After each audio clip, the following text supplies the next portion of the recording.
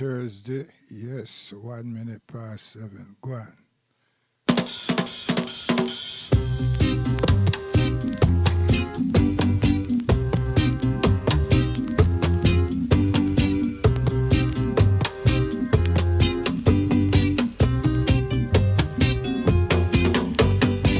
Take back your name and give I the I name. I and I don't want this your name. Chinese name Chin and Chung. Macintosh came from Scotland. Indian name Raja and Gavaskar. I man sure Smith no come from Africa, oh no. You hear what I say, oh no. My brothers and sisters know. Whoa, whoa, whoa. When I reach Ethiopia, I feel embarrassed. After telling I dreams, I name Morris. Because the name I have is for a European, not the name of a black African. So take back your name and give I the I name. I and I don't want this your name. Chinese name Jin and Chung. Macintosh came from Scotland. Indian name Raja and Gavaskar. I'm unsure Smith no come from Africa, oh no. You hear what I say, oh no. My brothers and sisters know.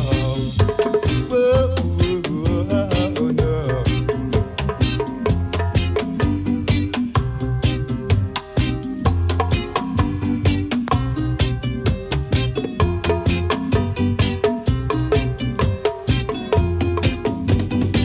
You know the name I have isn't the correct one. It was given to I by you, the Babylonians. It was not I wish to accept it. I and I was forced by you to use it. So take back your name and give I the I name. I and I don't want this your name. Chinese name Jin and Chung. Macintosh came from Scotland. Indian name Raja and Gavaskar. I'm unsure Smith no come from Africa, oh no. You hear what I say, oh no. My brothers and sisters know. Whoa, whoa, whoa, no. This name no come from Africa, no. No, no, no. No, no, no. A serious thing, you know. When you think about it, you know what I mean? You know how long the music they come? You see? So, Raja Nabaska, yeah, and we have this woman named Pertel, you see? And then we have another one. But then, you see, them got their names. Yeah, my name Arville and, yeah, you know what I mean? So, when you come and see that we are Muslims, and we choose name, you see. And there's many of us that have chosen, you know, name Femi, you know, yeah. Kojo, yeah, yeah man, some serious name. Akwezi, yeah, you know what I mean? So we are gonna look upon the racism still, you know what I mean? When we say we're gonna look upon it, we deal with it all the while. But we have something to play. I don't know if I want to play her, but we have something to play that we want people to understand with this Ethiopia, Abyssinia, you know, the line of Judah, you see it, and Menelik, and these imposters, and the fact that we willfully give up. And I don't think it's true lack of understanding. It's just the education and the mind controlling, because once we had that education from early, and then we grow with our families and everything, the thing's still there, you know what I mean? It resonates straight down into the very fabric of our beings, you know? And then you go in a house and you see all this picture, you know? You go to church and It's at the door, it's inside, everybody's talking. And then here comes Owl, Nanny. Everyone before them, I try show who we were, and through the evolution of time, some people turn around and call us be rich and this and that, you know what I mean? So the very people that's ill-treated us and look at us as savages and captured us and rip up our roots and everything, branded us and so forth, is those same people we defend. I would defend them psychologically. When I talk about defend physically and all that, no, mentally we defend. And it come like we don't know how to step off, We don't know how to, we don't even try to think about it. And what you find is a whole heap of people that turn around and take King James. And the strangest thing about us as well, we need to know our strengths too, We can decipher all of that. You understand? But the one thing that doesn't happen, and people need to look at this, all the deciphering is not something that we say we know. And we don't actually appreciate the thing. What we do is we get thrills deciphering it. And if it only was to show us who we were and to show ourselves there, it'd be a different thing. But it doesn't happen that way. And we try to get something out of it. And I show you how powerful our minds is. And nobody don't have to go to scriptures to find out how powerful our minds is. But then what them say is a comfort to a fool. And I like my mom saying, a fool can't fool a fool. You understand? So it depends on what degree a person is responding to say, well, I'm not a fool. But if we start from zero, we'll come and say, well, yeah, Mom is a fool, yes, because I don't know. And I'm trying to know something. And what we know is our life. And then the other things that we get to know is what we see. It's through sight. And the other things then is through communication. Yeah. We navigate through sight. You see? And that gives us thought. That moves us into thought. And we structuralize what it is that we're seeing. That's the power of life, human beings. But then we were uprooted, mistreated, and taken to a foreign place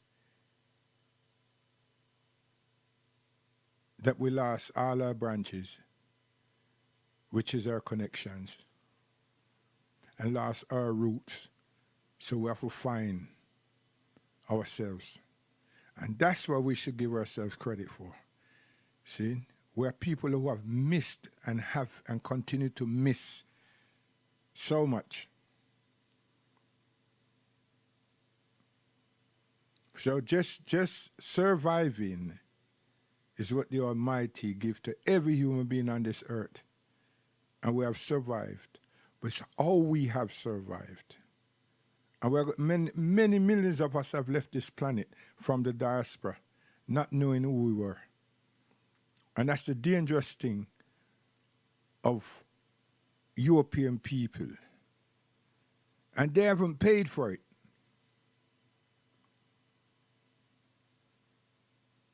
They haven't. And Africa don't shout out and scream out and say, bring back our people and tell the world never, ever again. But Africa ministers and presidents and everything are in bed with the same people them, their ancestries today, who are guilty for everything. So it's only we in the Caribbean, right, and most in diaspora, and some still in America, I say, we want justice, but we need to be free. We need to be free.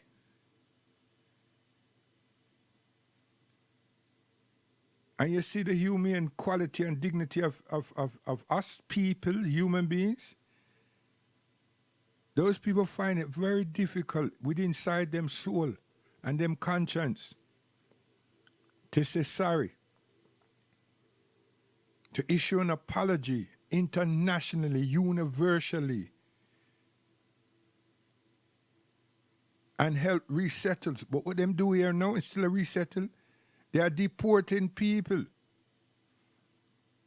They have been doing it, so this thing is not a new thing. I told you, this CM government brought us here, requested us here to help reestablish them country after the war. And even during the build-up to the war, many hundreds, thousands of us was around. And you see, when the story of that has to be told, is I have to understand that we, the ones that them choose, were ones that were granted and show that them have knowledge, capability, potential. Yes. You see, this Irish people that are taught now and try to make out that we are some scavengers. They need to look at themselves, really, because we were chosen to come and help reestablish and run civil services and everything in this country. Oh, yes. In the meantime, not between the time, there were tramps, pimps, hustlers. Listen, whatever their people did to them, they were at the bottom of the bottom of the bottom.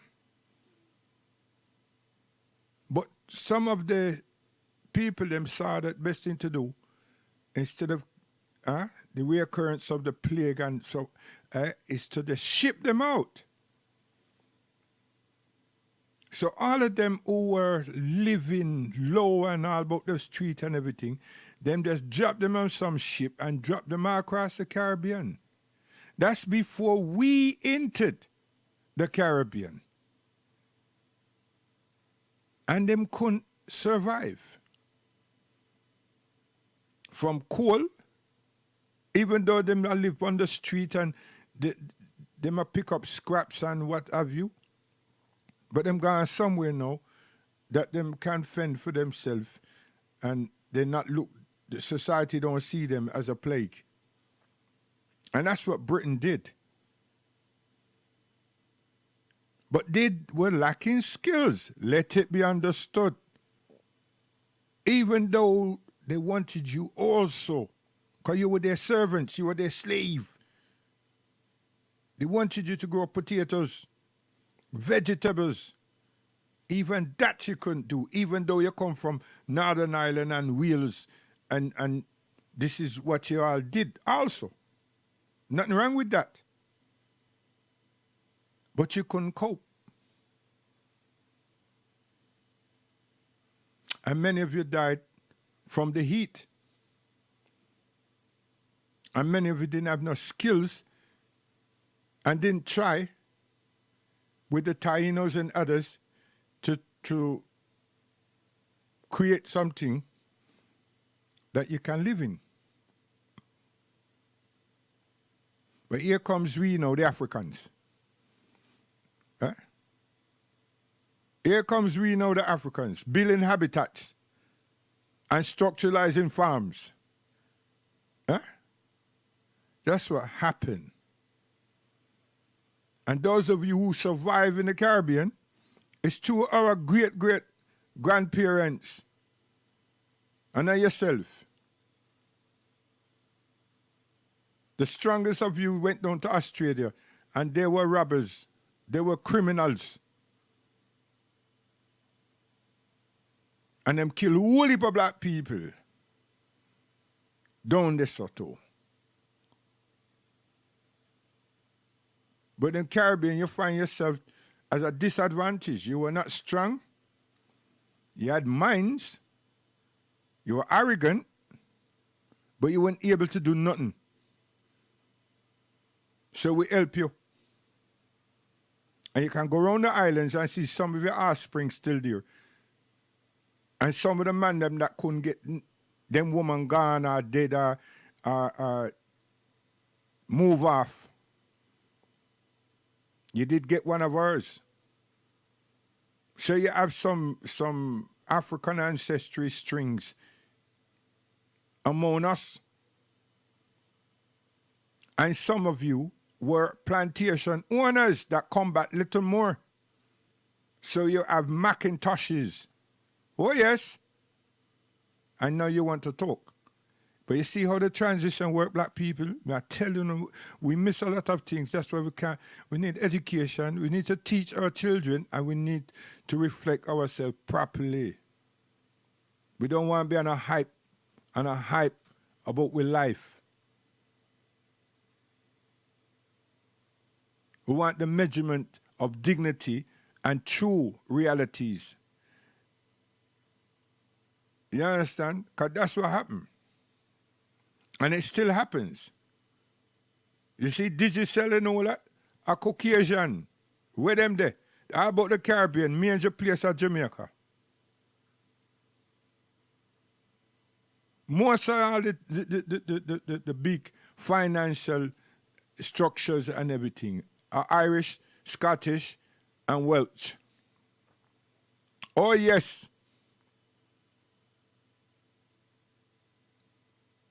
Most of all the transformation of the dance and everything are the Guinness.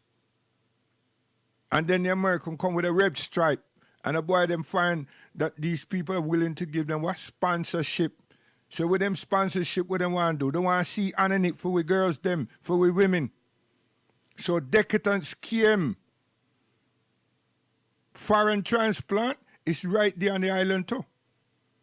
So it wasn't so much foreign. It's the man them discuss things and them put things into play and them do things and they do things and seduce we. And take our art farm and make millions. But yet still people are talking, they still talk about Marcus Garvey. And some still say honorable. If they're going to use that, how is it that they're not honoring the name, the man? We lack self-perseverance. I tell you. So, that was my rambling on that one day. I'll come back in a minute. We'll talk about the Quran as well. You know, we're not going into it, but we have to talk about it.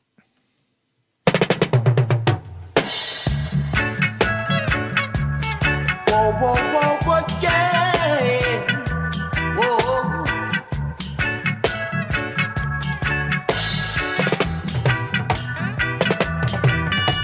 Yo, you must tell your friends them, you know. Because we do things around here different. I tell you. You understand? We're proud of ourselves. Don't worry, don't watch that.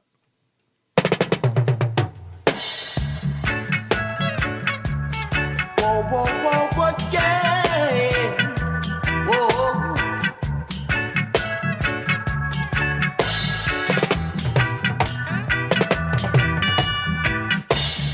Give us love and repatriation.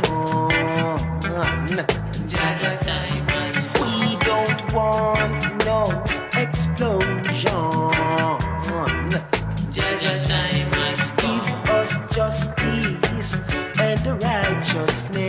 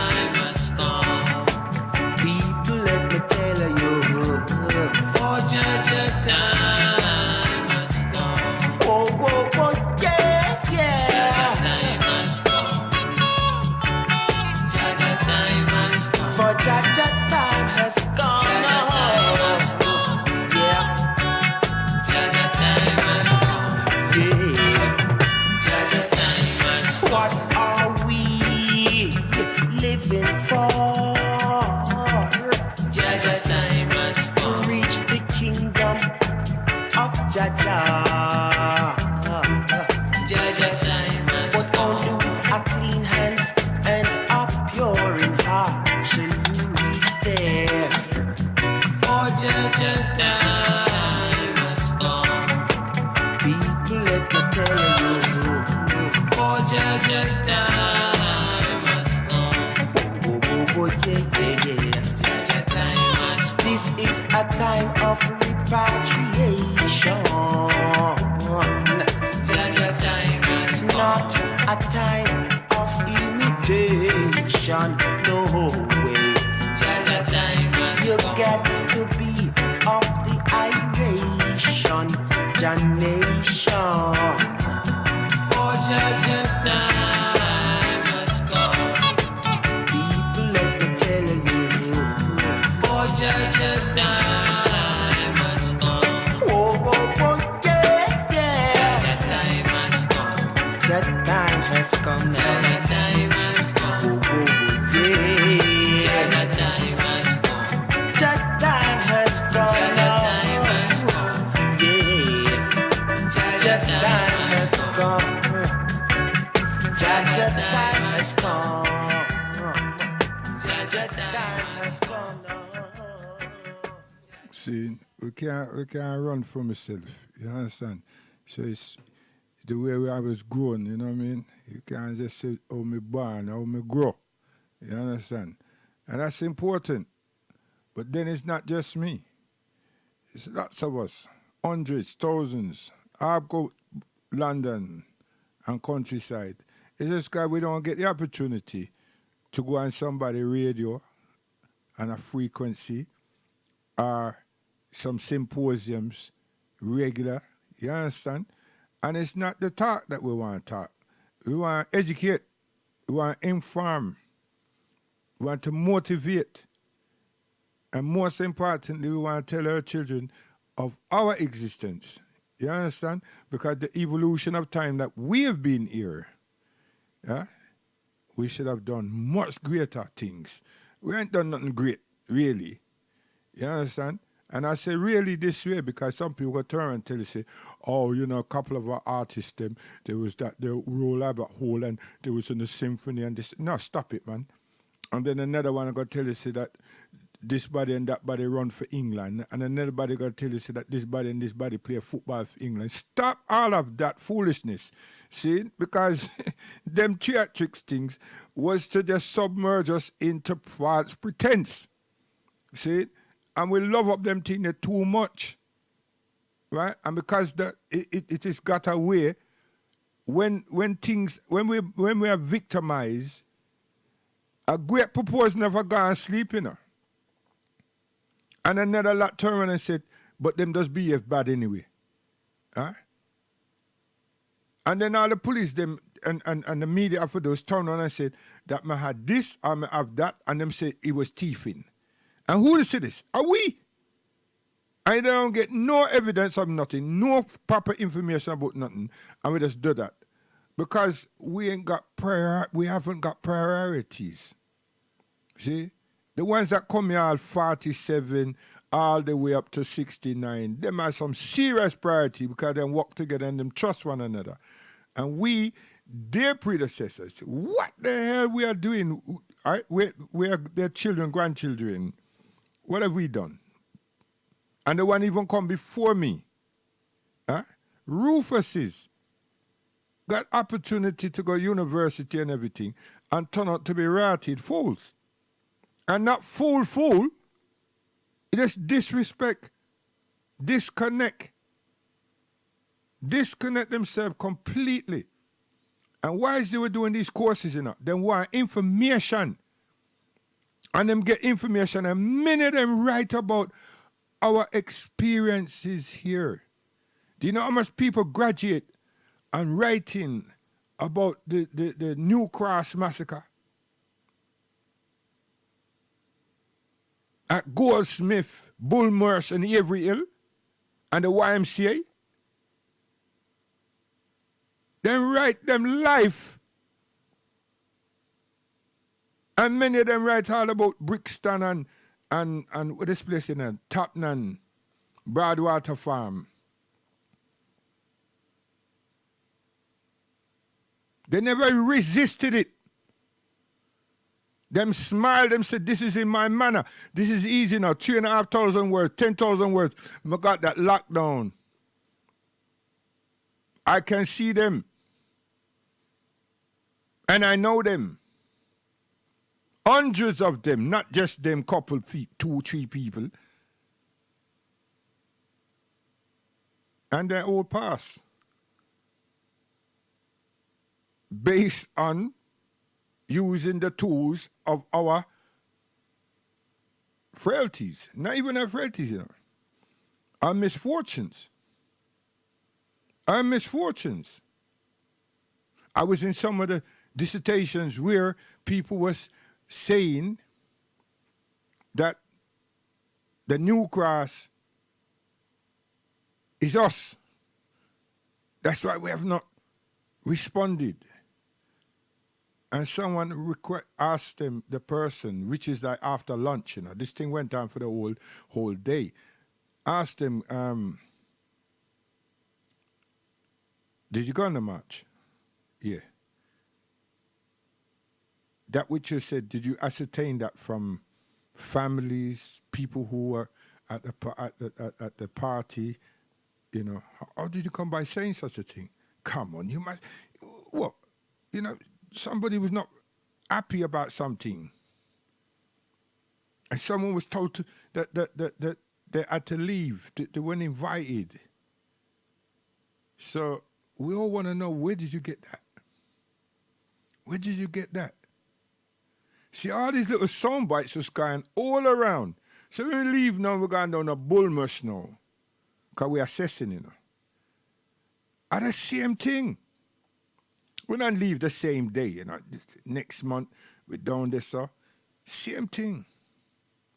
But at least they had a strong black caucus down there. You know? Saying that we have to be careful. But yet still, all the black students on that degree course, they all chose to write, because they were given 3 options, you know, 3 tasks, and they all choose the new cross. And nobody try write the people up the garden wall or the golf court pool or nothing. So them showed our negligence, and hey. So you come back at Avery Hill now, you can call this more conservative or more liberal. There were Asian students, multicultural lot, very few blacks. So the discussions, you can call them quite civil, but they were not, they were pertaining to what the police did and didn't do. And then all the families them were feeling, could be feeling, and were there any services, you know, to counsel them? Was there anything set up? And that's how that one went.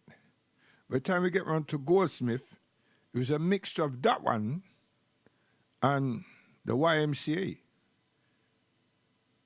Now, Goldsmith is right in the borough.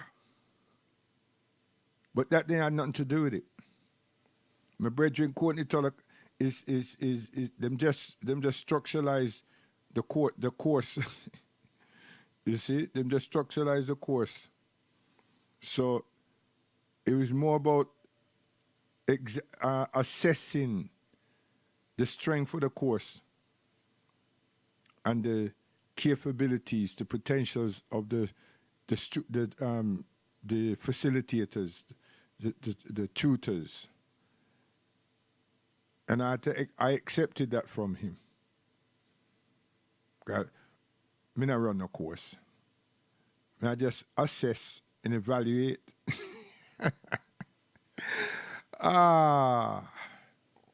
Yeah, what a thing. So we're going to go Africa quick. I want to pay attention to Africa. Listen good enough. Because many people hear it already, but why you hear about Menelik? Listen, you know. Why you hear Lion of Tribe of Judah? See? Abyssinia. African people, Bunny Israel. Alfonso I was the first ruler to modernize black Africa on a grand scale. He encouraged his people to learn Christianity and new skills in masonry, carpentry, and agriculture. Alfonso streamlined politics, established modern schools, and later became the first ruler to resist the slave trade. Promoting industry and agriculture, Hatshepsut may be the greatest female Egyptian ruler of all time. As the first woman in recorded history to preside over a nation, Hatshepsut cast aside the theory of male supremacy. Her spirited defiance of male dominance for 30 years endured to the very end, as evidenced by the discovery of her tomb in the Valley of the Kings. When Sani Ali Burr came to power, Songhai was a small kingdom in the western Sudan. With a ferocious force, the warrior king won battle after battle, routing marauding nomads, seizing trade routes, and ever expanding his domain. He captured Timbuktu, bringing into the Songhai Empire a major center of commerce, culture, and Muslim scholarship. His greatness is still legendary among the Songhai people today. Askia the Great was a fair and deeply religious man who at times fought established tradition to rule in the best interest of his people. A devout Muslim, he ruled Songhai strictly according to Islamic law. Askia Muhammad Touré united the entire central region of western Sudan with a government that is still revered today. A wise and beautiful woman from Nubia so captured the heart of the pharaoh she changed the course of history. Tai's beauty, intellect, and will so took Pharaoh Amenhotep III. He defied his nation's priest and custom by proclaiming this commoner his great royal spouse. Amenhotep declared that, as he had treated her in life, so should she be depicted in death as his equal. And so the colossal sculpture ordered for their temple thus portrays them as a pair of majestic monarchs, both proud, both noble, both serene. A flamboyant leader and world figure, Mansa managed vast resources to benefit his entire kingdom. In 1324, he led a holy pilgrimage of 72,000 people from Timbuktu to Mecca, over 6,000 miles. So spectacular was this event that Mansa Musa won international prestige for Mali as one of the world's largest and wealthiest empires. A strong leader and military innovator, Shaka is noted for revolutionizing Bantu warfare through standardized weapons and special tactics. Many enemies would flee at the mere sight of Shaka's troops. With cunning and confidence as his tools, Shaka united all tribes in South Africa against colonial rule. For hundreds of years, Nubia and Egypt had been at war. But Nefertari's marriage to King Ramesses II, Pharaoh of Egypt, brought the fighting to an end. The marriage began as strictly a political move, but it later grew into one of the greatest royal love affairs in history. In fact, the temple which Ramesses built for her at Abu Simbel is one of the largest and most beautiful structures ever built to honor a wife and to celebrate peace. One of the greatest monarchs of the Congo, King Shamba, had no greater desire than to preserve the peace. He designed an extremely democratic government featuring a system of checks and balances that represented all Bushango people. Also, Shamba promoted the arts and crafts to their highest level during his reign. Regarded as one of the greatest generals of all time, Hannibal and his powerful African armies came close to defeating the mighty Roman Empire. His audacious moves and tactics have been studied and successfully imitated as recently as in World War II. The genius of Hannibal brought Carthage great prosperity and prestige. The identity of the Queen of Sheba has long been debated, but indications are that she was the Ethiopian queen, Makeda. According to legend, she was fascinated with the wisdom of the great King Solomon of Israel. Upon meeting, the king and queen were equally intrigued with one another. Fondness grew into love, and their union produced history's longest line of royalty descendants. Returning to Ethiopia, Makeda's influence transcends centuries as the Judeo-Christian tradition remains embedded in modern Ethiopia. Teaching a doctrine of love and peace, Akhenaten was the first ruler in recorded history to believe in the concept of one God. He and his wife, Queen Nefertiti, changed Egyptian culture so radically that their influence was felt centuries later through more natural visual art styles and a fuller, warmer language for poetry, songs, and storytelling. At the age of 16, this great Nubian king led his armies against the invading Assyrians in defense of his ally Israel. It earned him a place in the Bible in the books of Isaiah and 2 Kings. Despite continuous warfare, Taharqa was able to build overwhelming projects throughout his empire, including a temple with carved images over 100 feet high. The Egyptian queen ascended to power at the age of 17 to become one of Africa's greatest female rulers. Intelligent and witty, her graceful nature and stunning personality were valuable diplomatic attributes. Striving to elevate Egypt to world supremacy, Cleopatra persuaded Julius Caesar and Mark Antony to renounce their Roman allegiances to fight on behalf of Egypt. Each, however, met his death before Cleopatra's dreams of conquest were realized. Disheartened, Cleopatra pressed an asp to her breast, ending the life of the world's most celebrated African queen. Osei Tutu was the founder and the first king of the Asante Nation in what is now Ghana. He was able to convince a half a dozen suspicious chiefs to join their states under his leadership. According to legend, this occurred when the golden stool descended from heaven and came to rest on Osei Tutu's knees, signifying his choice by the gods. The kingdom would endure for 2 centuries. Menelik was the overshadowing figure of his time in Africa. He converted a group of independent kingdoms into the strong, stable empire known as the United States of Abyssinia, or Ethiopia. Resisting European colonization and uniting the opposing kingdoms made him one of the great statesmen of African history.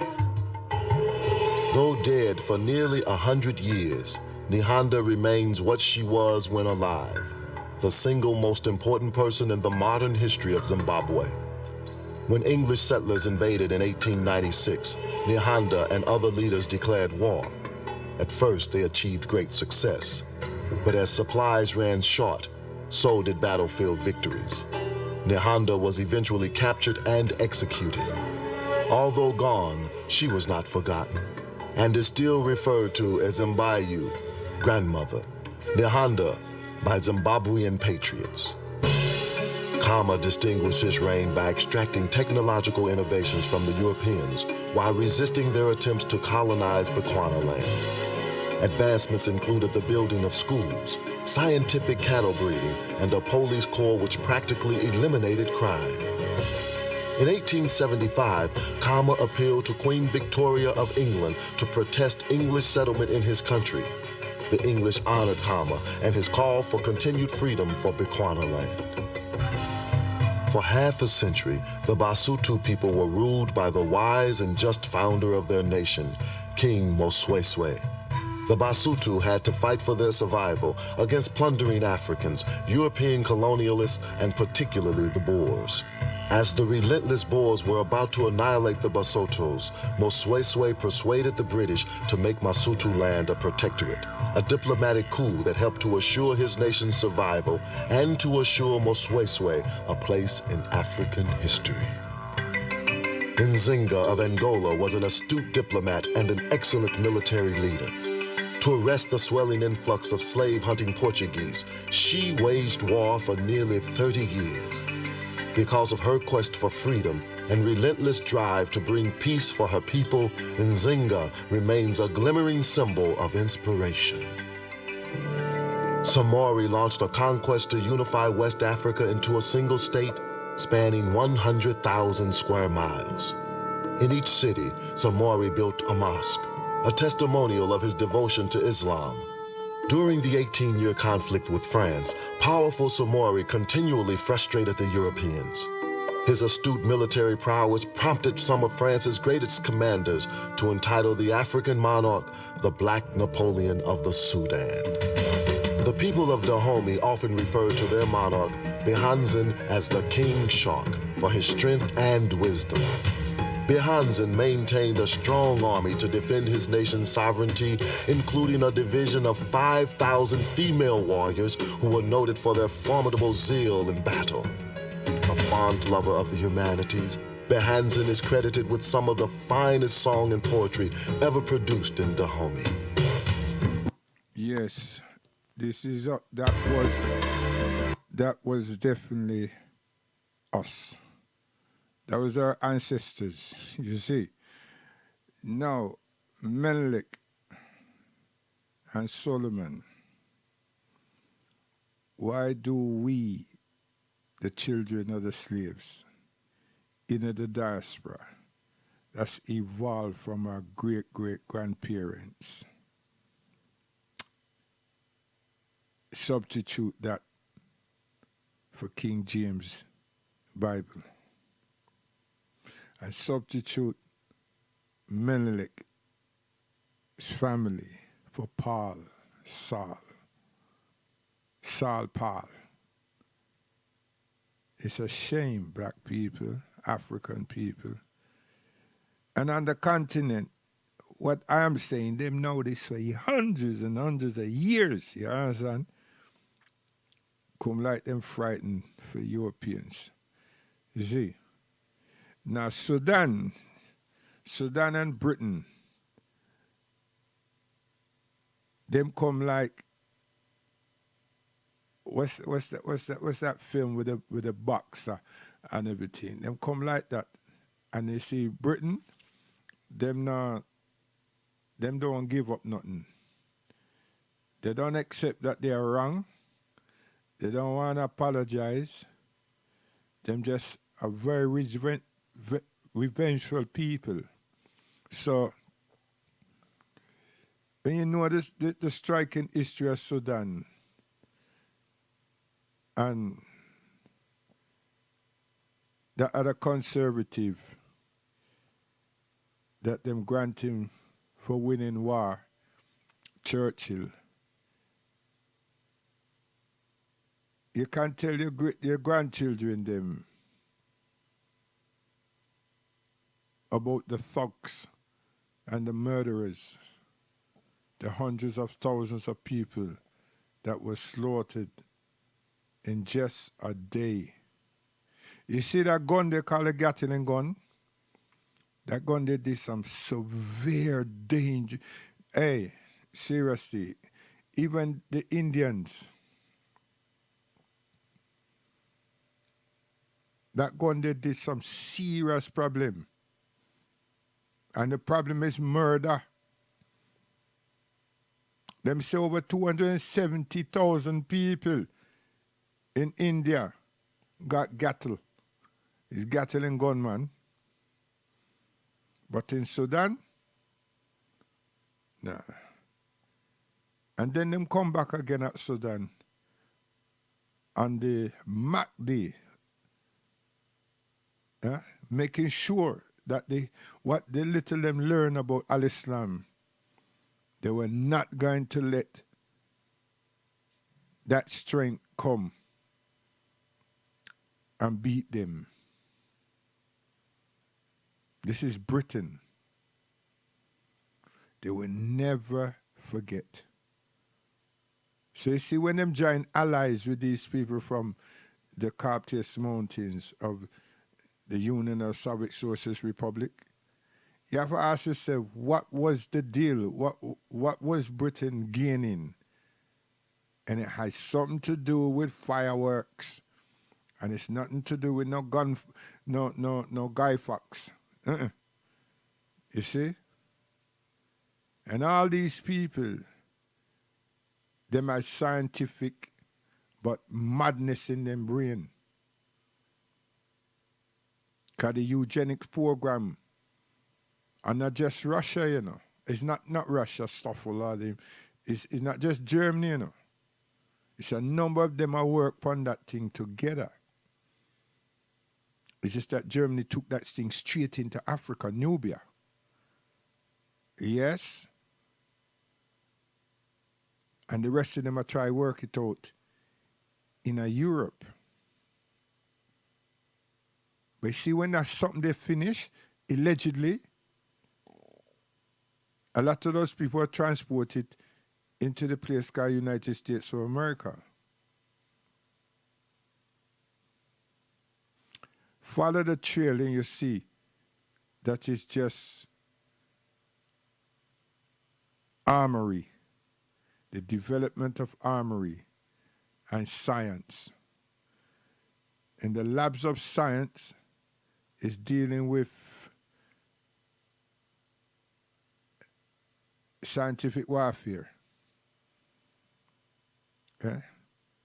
Them try everything.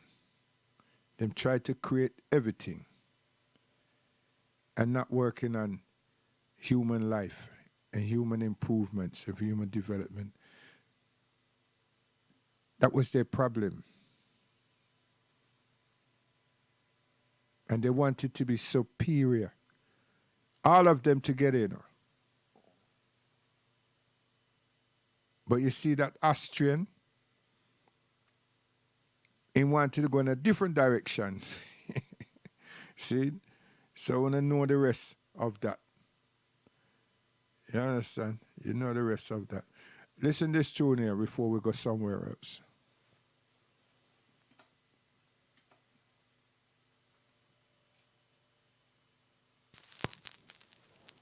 Listen it good.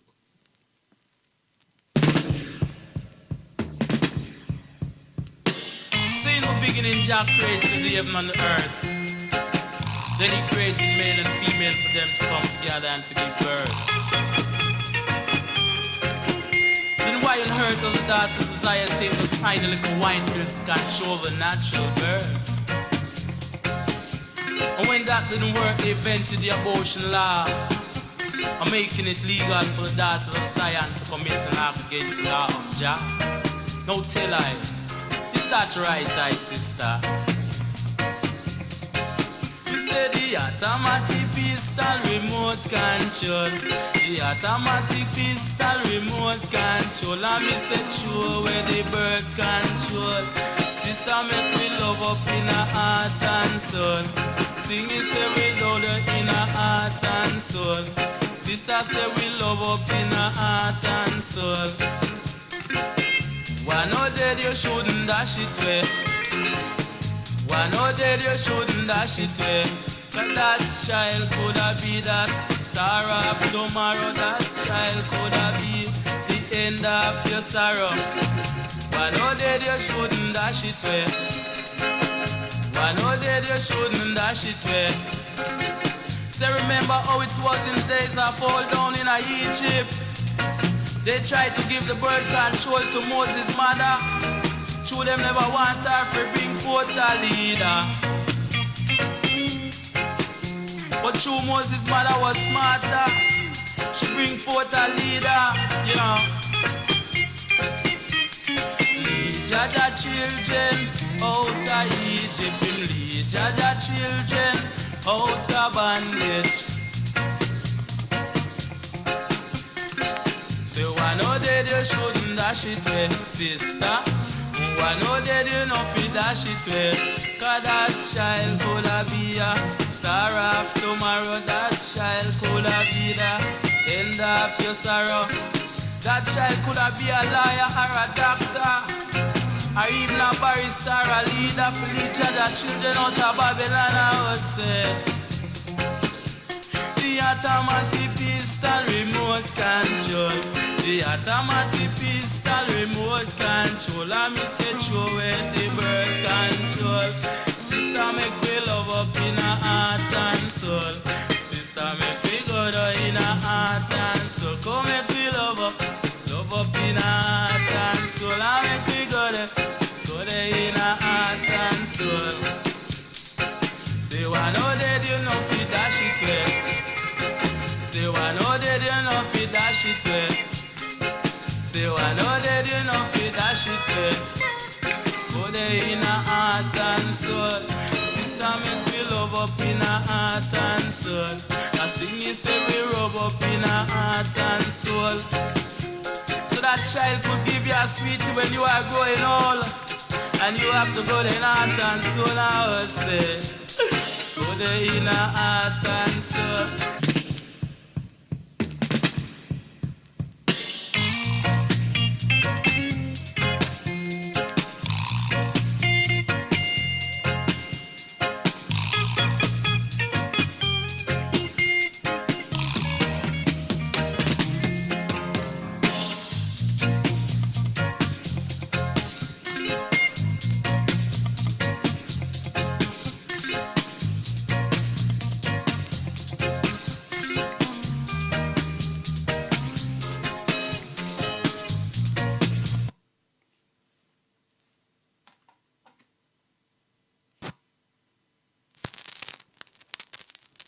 No jingle.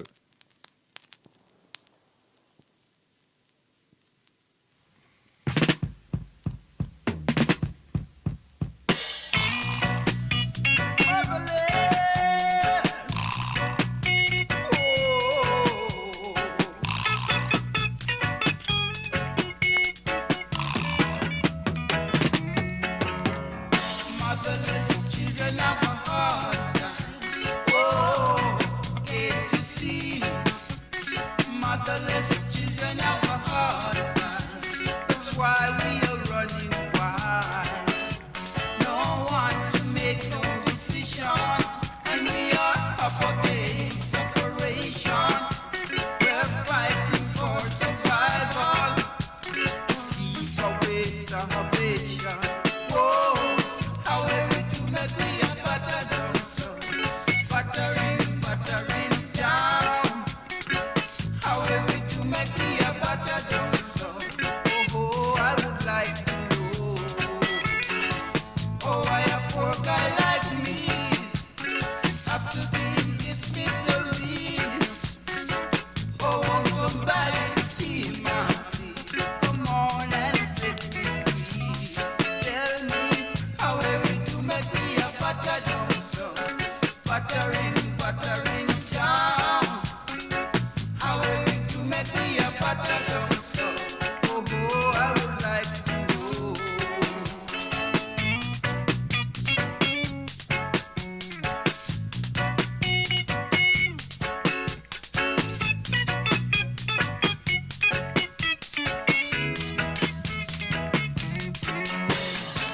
Oh, why a poor guy like me have to be in this misery?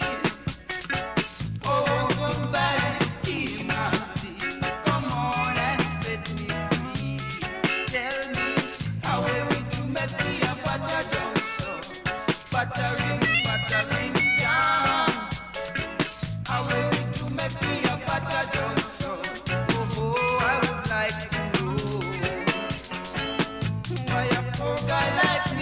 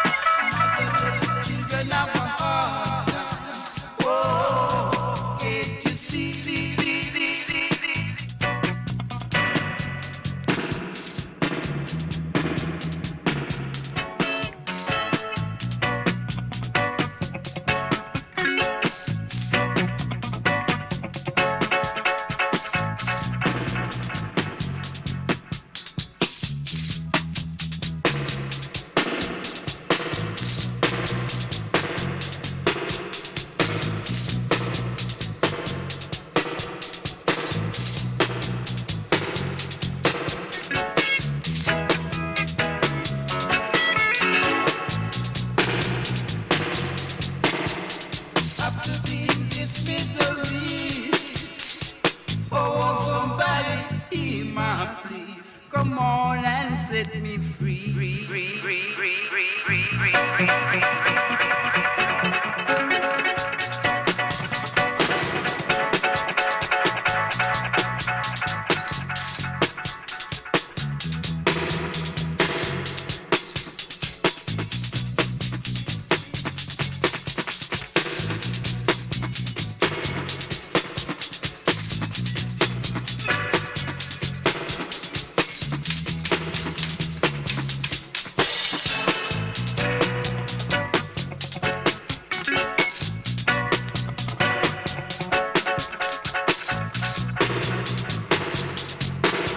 Come on and set me free.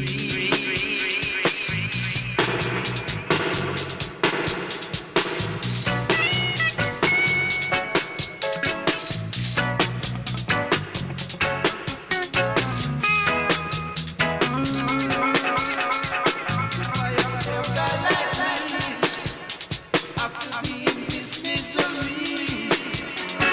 Oh, somebody kill my peace. Come on and set me free.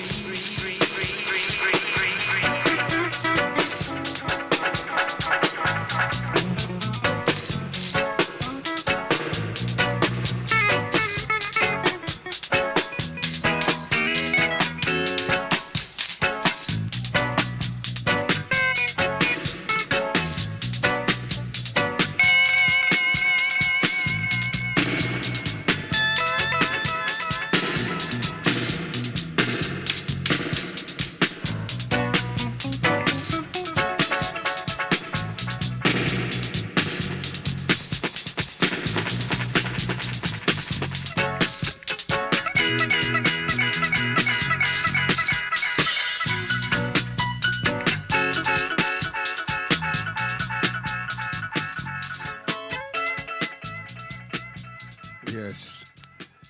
Yo, so me have to introduce that one, you know.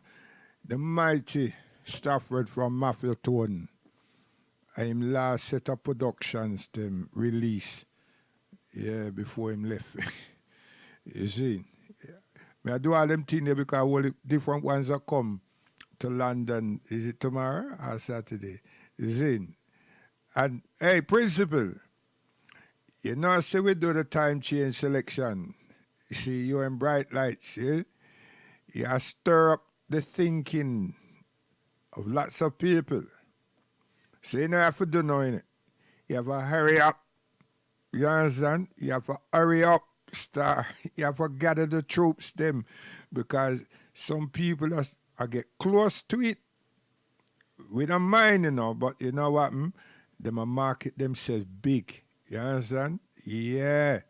And themselves, this old guy here, me, can go on so I'm a on the station, the broadcast not popular. If them do it, yeah, you understand? So we don't mind, but you have to make some move quick. You understand? You have to get up the troops them and take them on a journey, get them fit. You understand? Organically fit.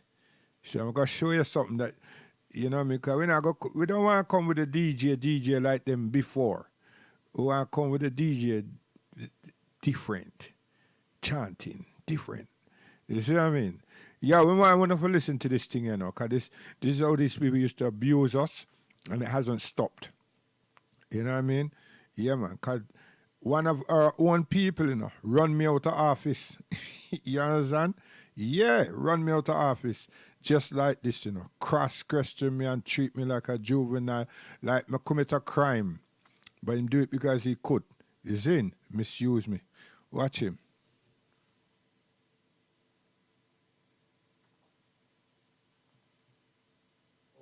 Please, please, please. Please answer, will you, Mr. Robeson? What is the Communist Party?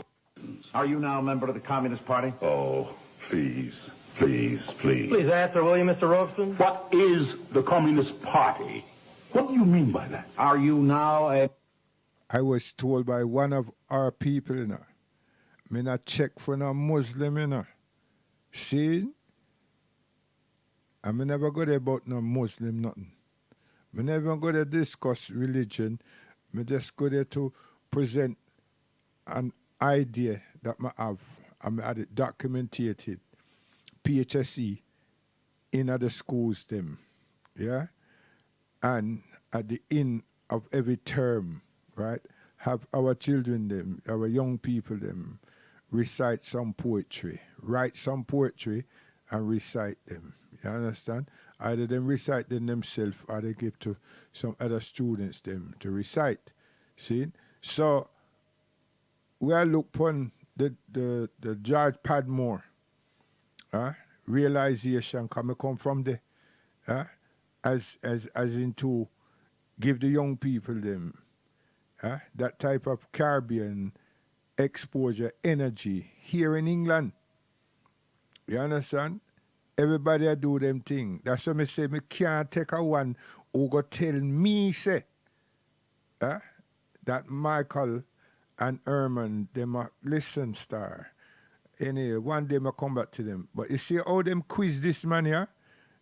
Our own brethren, our own director do me that.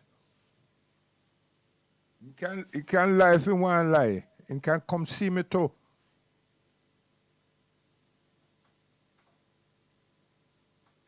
Are you now a member of the Communist Party? Oh, please, please, please. Please answer, will you, Mr. Robeson? What is the Communist Party? What do you mean by that? Are you now a member of the Communist Would you like Party? to come to the ballot box when I vote and take out the ballot and see? Mr. Chairman, I respectfully suggest the witness be directed to answer the question. You are directed to answer the question. I invoke the Fifth Amendment and forget it. I respectfully suggest the witness be directed to answer the question whether, if he gave us a truthful answer, he would be supplying information which might be used against him in a criminal proceeding. You are directed to answer, Mr. Gentlemen, Robeson. In the first place, wherever I've been in the world, the first to die in the struggle against fascism were the communists. I laid many wreaths upon the graves of communists. That is not criminal. Chief Justice Warren has been very clear that the Fifth Amendment does not have anything to do with the influence of criminality, and I invoke the Fifth Amendment. Have you ever been known under the name of John Thomas? Oh, please, does somebody here want me to put up for perjury someplace? John Thomas, my name is Paul Robeson, and anything I have to say, I have said in public all over the world, and that is why I'm here today. Mr. Chairman, I ask that you direct the witness to answer the question. He's making a speech. I ask you to affirm or deny the fact that your Communist Party name was John invoke Thomas. the Fifth Amendment. This is really ridiculous. The witness talks very loud when he makes a speech, but when he invokes the Fifth Amendment, I can't hear him. I have medals for diction. I can talk plenty loud. Will you talk a little louder? I invoke the Fifth Amendment loudly. Sir, who are Mr. and Mrs. Vladimir I Nakia? invoke the Fifth Amendment. Do you know a Manning Johnson? I invoke the Fifth Amendment. Do you know Gregory Kifitz? I invoke the Fifth Amendment. Do you know a Max Jurgen? I invoke the Fifth Amendment. Max Jurgen. Why don't you took an have oath. these people here to be cross-examined? Could I ask whether this is legal? This is not only legal, but usual. By unanimous vote, this committee has been instructed to perform this very distasteful task. To whom am I talking? You're speaking to the chairman of the committee. Mr. Walter? Yes, The Pennsylvania Walter? that is right. Representative of the steel workers? That is right. And the coal mining workers? That is right. Not United States Steel by any chance. A great patriot. That is right. You are the author of the bills that are going to keep all kinds of decent people out of the country. No, only your kind. Colored people like myself. And you would let in the Teutonic Anglo-Saxon stock. We are trying to make it easier to get rid of your kind, too. You don't want any colored people to come in. Could I be allowed to read from my statement? Will you just tell this committee, please, while under oath, Mr. Robeson, the communists who participated in the preparation of that statement? Oh, please. The reason I'm here today, from the mouth of the State Department itself, is I should not be allowed to travel because I have struggled for the independence of the colonial peoples of Africa. The other reason I'm here today, again, from the State Department and from the record of the Court of Appeals, is that when I am abroad, I speak out against injustices against the Negro people in this land. That is why I'm here. I'm not being tried for whether I'm a communist. I'm being tried for fighting for the rights of my people. who are still second-class citizens in this country, in this United States of America. My mother was born in your state, and my mother was a Quaker. My ancestors, in the time of Washington, baked bread for George Washington's troops when they crossed the Delaware. My father was a slave. I stand here struggling for the rights of my people to be full citizens in this country. And we are not. We are not in Mississippi. We are not in Montgomery, Alabama. We are not in Washington. We are nowhere. And that is why I'm here today. You want to shut up every Negro who has the courage to stand up and fight for the rights of his people, for the rights of workers. And I have been on many a picket line for the steel workers, too. And that is why I'm here today. Would you tell us whether or not you know Thomas W. Young? I invoke the Fifth Amendment. Thomas W. Young is a Negro president of the Guide Publishing Company. I'd like to read you his testimony, quote, Paul Robeson has no moral right to place in jeopardy the welfare of the American Negro to advance a foreign cause. In the eyes of the Negro people, this false prophet is unfaithful to their country, and they repudiate him, close quote. Do you know the man that said that? I invoke the Fifth Amendment now. Can I read my statement? It is a sad and bitter comment. While you were in Paris in 1949, Mr. Robeson, did you tell an audience the American Negro would never go to war against the Soviet government? May I say that is slightly out of context? May I explain to you what I did say? I remember the speech very well. 2,000 students who came from populations that would range to 600 or 700 million people asked me to say in their name that they did not want war. No part of my speech in Paris says 15 million American Negroes would do anything. I said it was my feeling that the American people would struggle for peace, and that has been since underscored by the President of these United States. Now, in passing, I said... Do you know any people who want war? Listen to me. I said it was unthinkable to me that any people could take up arms in the name of a man like Senator Eastland of Mississippi against anybody. Gentlemen, I still say that. This United States government should go to Mississippi and protect my people. That is what it should do. I lay before you, sir, an article, quote, I am looking for full freedom, unquote, by Paul Robeson in The Worker. July 3rd, 1949, quote, I said it was unthinkable that the Negro people of America or elsewhere could be drawn into war with the Soviet Union. I repeat it with 100-fold emphasis, they will not, close quote. And, gentlemen, they have not. It is clear that no Americans are going to go to war with the Soviet Union. While you were in Stockholm, did you make a little speech? I made all kinds of speeches. Let me read you a quotation. Let me listen. Do so, please. I am a lawyer. It would be a revelation if you would listen to counsel. In good company, I usually listen. But you know, people wander around in such fancy places. You said, Mr. Robeson, and I quote, I belong to the American resistance movement, which fights against American imperialism, just as the resistance movement fought against Hitler. Just like Frederick Douglass and Harriet Tubman were underground railroaders and fighting for our freedom, you bet your life. I have to insist that you listen to these questions. I am listening. I quote further, why should the Negroes ever fight against the only nation in the world where racial discrimination is prohibited and where the people can live freely? Never. They will never fight against either the Soviet Union or the people's democracies, close quote.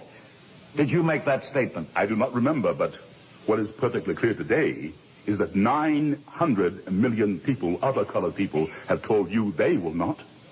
400 million in India and millions everywhere have told you The that. witness has answered the question. He doesn't need to make a speech. Did you write an article that was published in the USSR Information Bulletin? Yes. Quote, I want to emphasize that only here in the Soviet Union did I feel that I was a real man with a capital M, close quote. I would say, what is your name? Arendt. I am quite willing to answer the question. When I was a singer years ago, and this you will have to listen to. I am listening. I am a bass singer, so for me, it was Chelyabin, the great Russian bass, not Caruso the tenor. I learned the Russian language to sing their songs. I wish you would listen now. Mr. Chairman, I ask you to direct the witness to answer the question. Just be fair with me. I ask for order. The great poet of Russia is of African blood. Let us not go so It is far important to afield. explain this. Did you make that statement? When I first went to Russia in 1934. Did you make that When I statement? first went to Russia in Did you 1934. make that statement? In Russia, I felt for the first time like a full human being. No color prejudice like in Mississippi. No color prejudice like in Washington. It was the first time I felt like a human being. When I did not feel the pressure of color as I feel it in this committee today. Why do you not stay in Russia? Because my father was a slave, and my people died to build this country. And I'm going to stay here and have a part of it just like you, and no fascist-minded people will drive me from it. Is that clear? You are here because you are promoting the communist cause. I am here because I'm opposing the neo-fascist cause, which I see arising in these committees. Jefferson could be sitting here, and Frederick Douglass could be sitting here. Eugene Debs could be sitting here. Now, what prejudice are you talking about? You were graduated from Rutgers. You were graduated from the University of Pennsylvania. I remember seeing you play football at Lehigh. There was no prejudice against you. Just a moment. This is something I challenge very deeply, that the success of a few Negroes can make up for $700 a year for thousands of Negro families in the South. My father was a slave, and I have cousins who are sharecroppers. I do not see success in terms of myself. I have sacrificed hundreds of thousands of dollars for what I believe in. While you were in Moscow, Mr. Robeson, did you make a speech lauding Stalin? I can't remember. Have you recently changed your What has mind about happened Stalin? to Stalin, gentlemen, is a question for the Soviet Union, and I won't argue with a representative of the people who, in building America, wasted the lives of my people. You are responsible, you and your forebears, for 60 to 100 million black people dying in the slave ships and on the plantations. Don't you ask me about anybody. I'm sure you wouldn't want to discuss with us the slave labor camps in the Nothing Soviet could be built Union. more on slavery than this society, I assure you. I would invite your attention to the Daily Worker of June 29, 1949, with reference to a get-together with you and Ben Davis, formerly communist councilman in New York. Do you know Ben One Davis? of my dearest friends. He is as patriotic an American as can be, and you, gentlemen, are the non-patriots. Just a minute.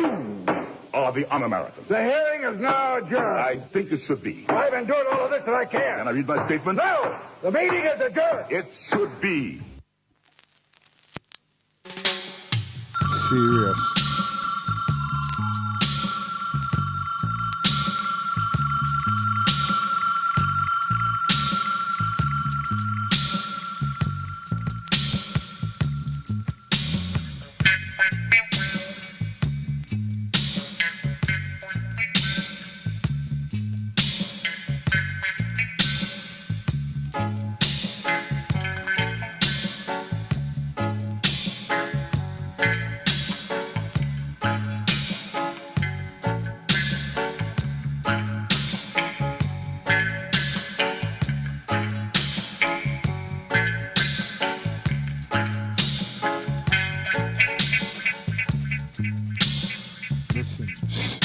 Yes.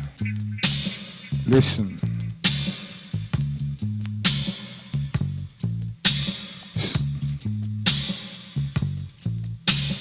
Rubber dub.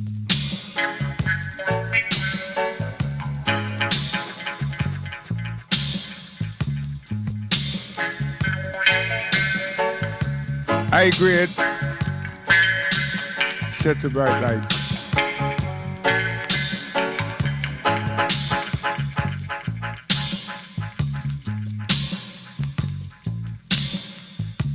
Yeah.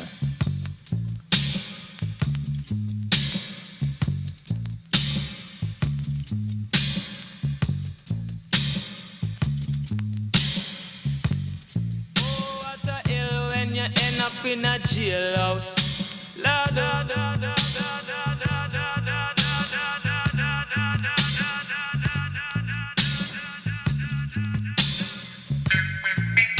Yeah, you see them style, you know? Them style there that Shaka come with.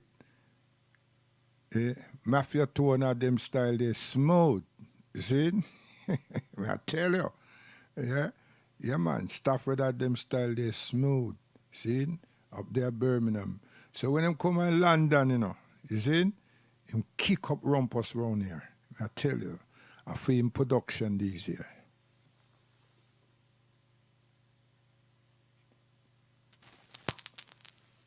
See? Yeah.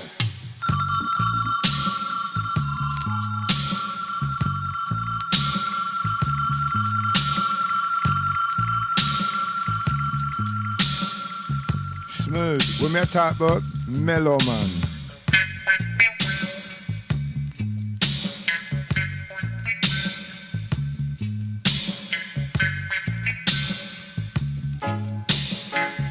Him was running Roots Radix, not Jangelas, I tell you. Mafia Tone.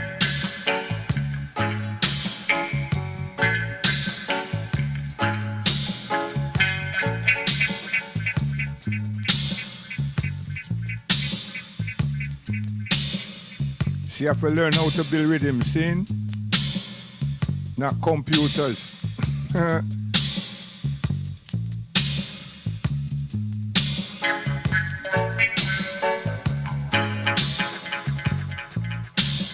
Easy chipping.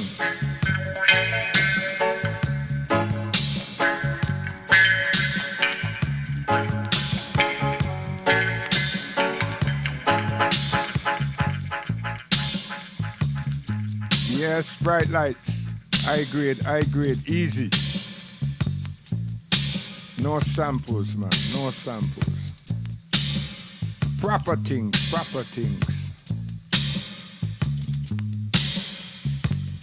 Oh, what a hell when you end up in a jailhouse.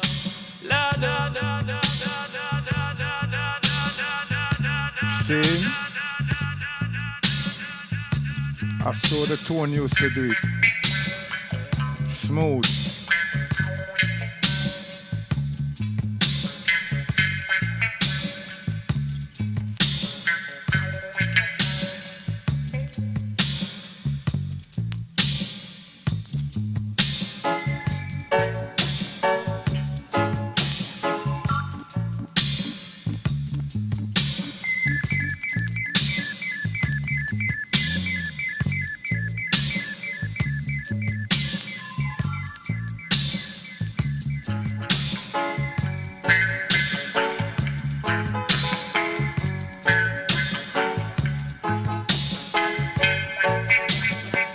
The man they play Mafia Tone away. They never bring Mafia Tone at home and challenge him. I tell you. Yeah. Them play him away, you know?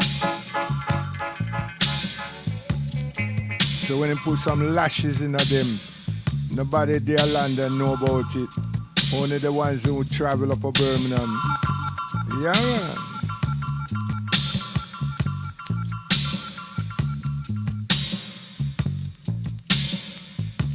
Easy high grade, me I tell you, man.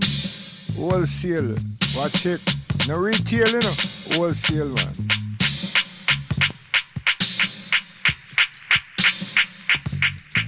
Listen to him, artist now.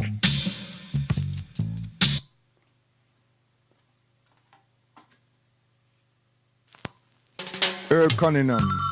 Listen.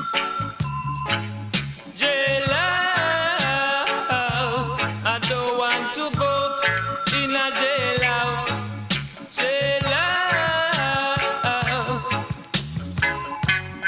Oh, what a hell when you end up in a jailhouse. Oh, say what a tribulation when you end up in a curfew. Easy, my Muslim brethren. The first time I say you're gone in a jailhouse. The other time I say you're gone in a courthouse. The next time I say you're gone in a penitentiary. Man, you're gone rob a century. Listen. But my friend, it better than the cemetery. I tell you. Boy, you bad boy mind, you end up in a jailhouse. Listen. Why you rude boy mind, you end up in a jailhouse. Oh, bad boy mind, you end up in a jailhouse. Why you? 10 man him have to smoke one cigarette, and 12 man him have to burn one spliff tail. Sin. And what a tribulation when you end up in a jailhouse. Joker smokers, eh? Say what a tribulation when you end up in a jailhouse.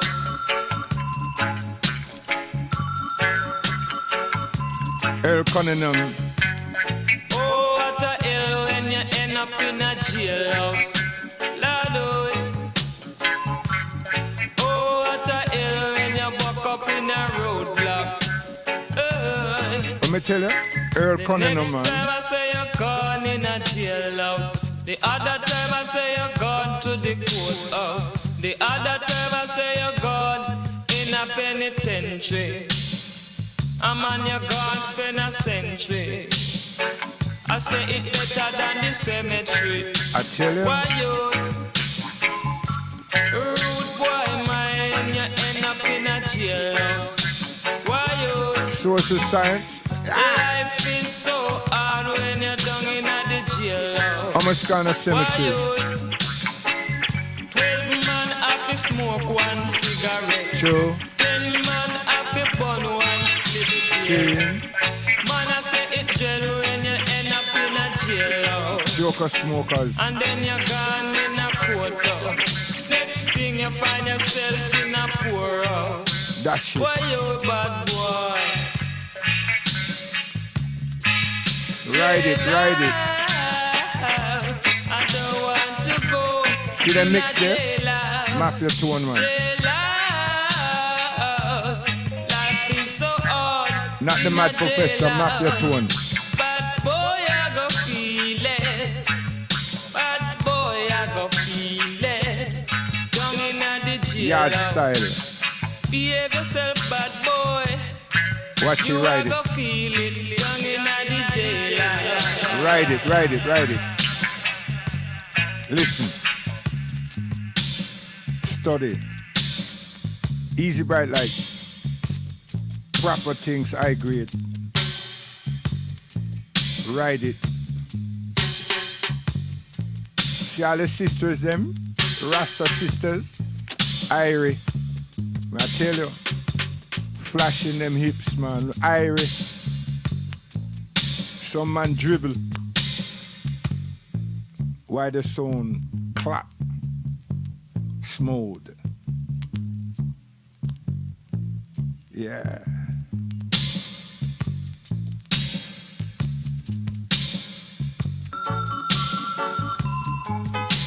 Proper. Engineer. Group.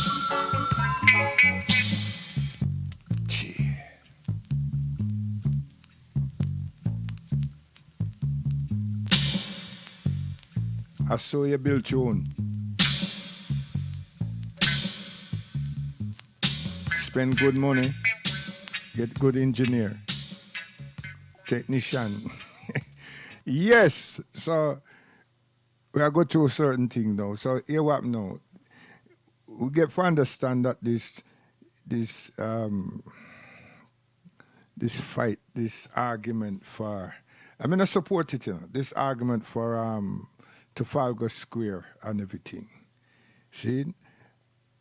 And what me say me not support, you know, you see, to be independent is a good thing. Because see, when people them do what they've done to the sister here and the other people them, it hurts. And then you know what it does? It deter you. And you know, from that happen, a lot of other people get deterred. See? And that's the history of us dealing with local authorities.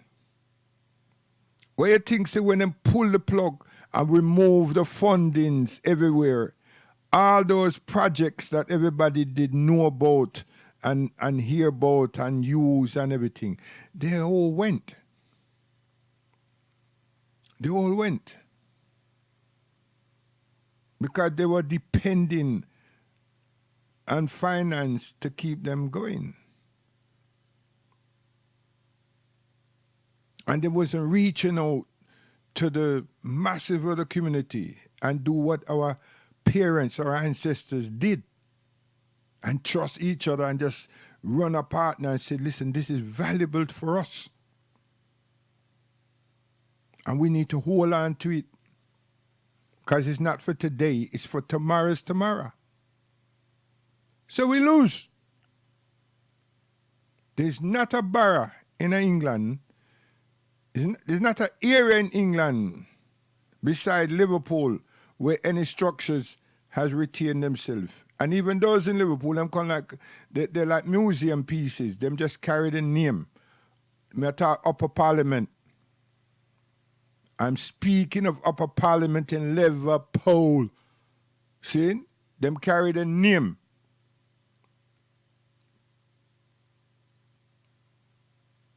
And people can go and see where the Guyanese and the Grenadians and others community centers, food house, and so forth were. They're still there because there's some huge mansions, you know, buildings owned by the Queen, the royal family.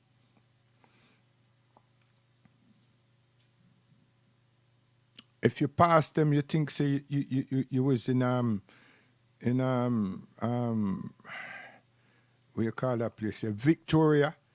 You feel say you're there Buckingham, you're down there Park Lane. Really, I'm telling you. So we talk not Liverpool football ground. We talk Upper Parliament, Liverpool. Anyway, listen to the sister here, and I have some sympathy for her because I do. But you see, the thing is, it's all back to being independent. So I love we mother for that, you know. Cause I sit about and wait for people, but you have to seek permission to go to Trafalgar Square.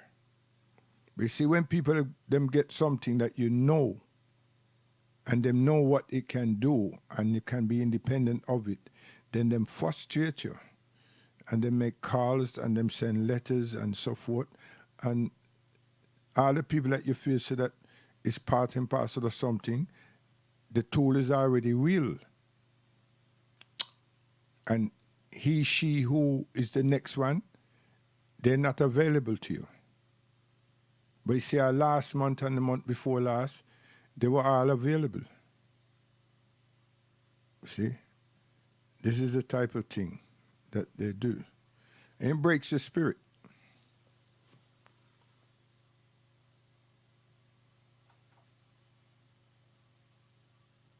Now, the general criteria for City Hall to support events in Trafalgar Square is that the events must the general criteria for City Hall to support events in Trafalgar Square is that the events must incorporate the whole of London community. It cannot be specific to one community.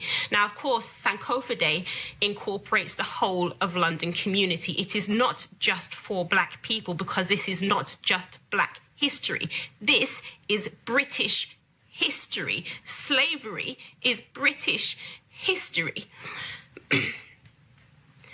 So our memorial, as everyone knows, has always welcomed everyone. We put it in our adverts, we put it in our promotional material, we welcome everyone. And we do that for a reason, because this is a history that is too little known about. Like the actual details is too little known about. And it's a part of history. It's a skeleton in our closet that we don't want to address. So many don't want to address, but we need to come together collectively in a space of safety as a community, as a London community, in a British community, to talk about this atrocious piece of our collective history and to remember and honour and learn from the mistakes so we don't repeat them. There's a huge legacy of the transatlantic slave trade, and that legacy is racism. That legacy is and that's structural racism, that's systemic racism, that's day-to-day racism. If we're looking at the Windrush scandal that's happening right now, that is a result of this disgusting piece of our history, which we refuse to address. So City Hall said that our event doesn't fall under the criteria for events they support. However, the events that they do support are Pride on the Square, Eid on the Square, Diwali on the Square, Chinese New Year on the Square, and I believe St. Patrick's Day on the Square. They used to have Africa on the Square, but they've got rid of that. So all of these communities, they're happy to support them, but it looks like our community that they don't want to support. As I said, they've not had the common courtesy to even have a conversation or anything with us. So I'm really disgusted. I'm very, very, very, very, very tired of doing this. The constant battles and struggles we have to put on this event behind closed doors that people don't see. It's constant and it's exhausting. It's draining and exhausting, and I'm really, really tired of it. This country is so racist. It's so racist and disgusting, and I'm so tired of it. We've also now been told that we can't have the event in Trafalgar Square because they're doing works at Trafalgar Square, and the only events they're going to allow to take place during that period are for commercial events, larger commercial events, the very event that we asked City Hall to support us with, the very type of event that we've asked City Hall to support us with, but they've said no to. So we can no longer, we've been told, have our memorial, which has been for the last 4 years in Trafalgar Square, So I'm going to leave you guys to form your opinions on this. I'm very tired of it all. We will be having a memorial. I don't know what's going to happen, but I do know that my ancestors will be being honoured. So I just needed to share this with you guys because I think it's about time that we stopped doing this all in secret and people started to really understand the very real struggles that we have, that myself and my team of volunteers have to put this on with the little to no support from anyone else. All right, thanks.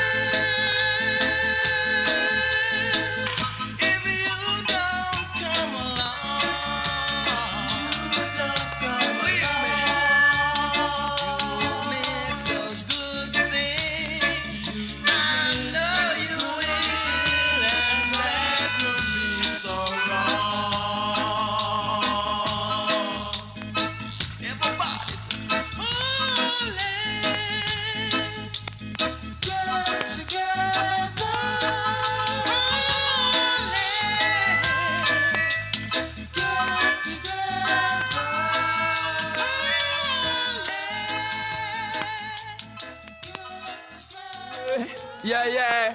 I'm me and say now. No, whoa. Yeah. I'm me and say now. No matter where you go, no matter what you do, if you don't have love in you, you got nothing at all. Cause remember, love conquer it all, love conquer everything. The Ogle said that. Whoa, yeah.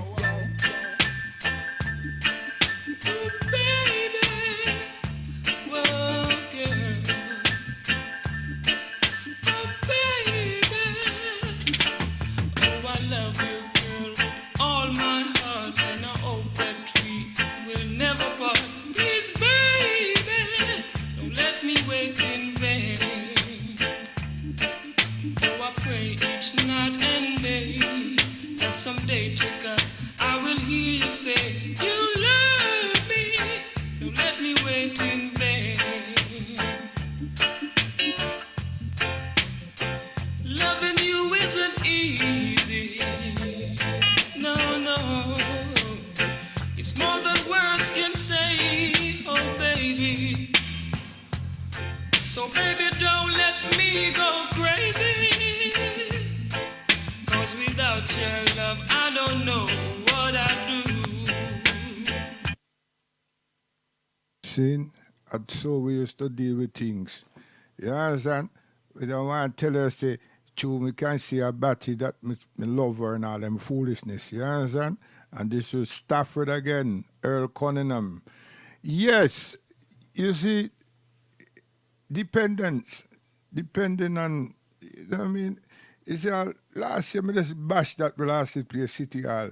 And not the City Hall, you know. Enough old people, them, run down there and put enough application in, you know. Whole heap application, them have solution for the crime wave and everything. And them all get fun. See?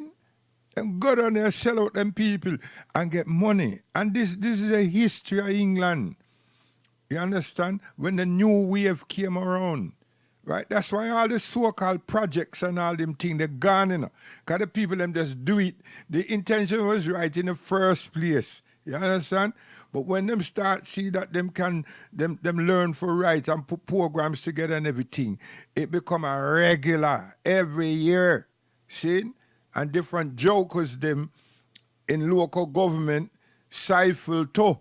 See? So when the transition come now, and them people are gone, or them promoted and gone, you're just there. See? And then the changing of the guards came, see? Well on top. And decide those people are still here. See, conservative again, they are still here. So, we have made life difficult for them. And that's what's been happening. And we joke about the thing too much, because now so much of our children have gone to cemetery. And before our children then was being killed by whatever devices that's out there and lend themselves to attract them into these vices, we've been killed by the police. The said people that's supposed to be instituting the law within society and take care of everyone. But then they make we a special case to say that we do these things and, you know, and them feel threatened. We don't have no gun, we don't have no knife, and nothing, and them feel threatened. So that was justifiable in all the courts them for the police them to inflict body harm to us. See? And then the court charge us with grievous body harm. And we're the ones that's in the fatalities. And we're the ones that have died. And then they say strangulation at this. This one suffocated himself because he was chewing something. And so forth and so forth. And them time he never had no mobile phone with camera, you know. You understand? You see? And even the mobile phone, then we can't you see them find ways of dismissing that? It's real time and so forth, them just dismiss it. Why? Because you're not a law enforcement worker and they don't employee and they don't acknowledge you. And then somebody would turn around, their legal representative, and said that the video clip is being doctored. And you think like, what? Just like how they're going to doctor this case with this guy, the American, because them say they need a unilateral decision, and you know said that not going to happen.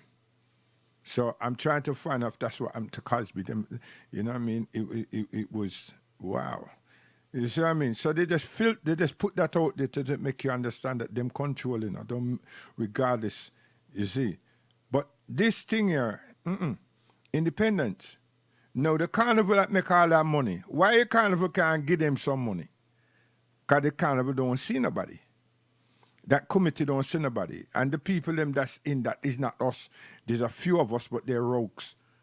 You understand? I don't care if it's your mother.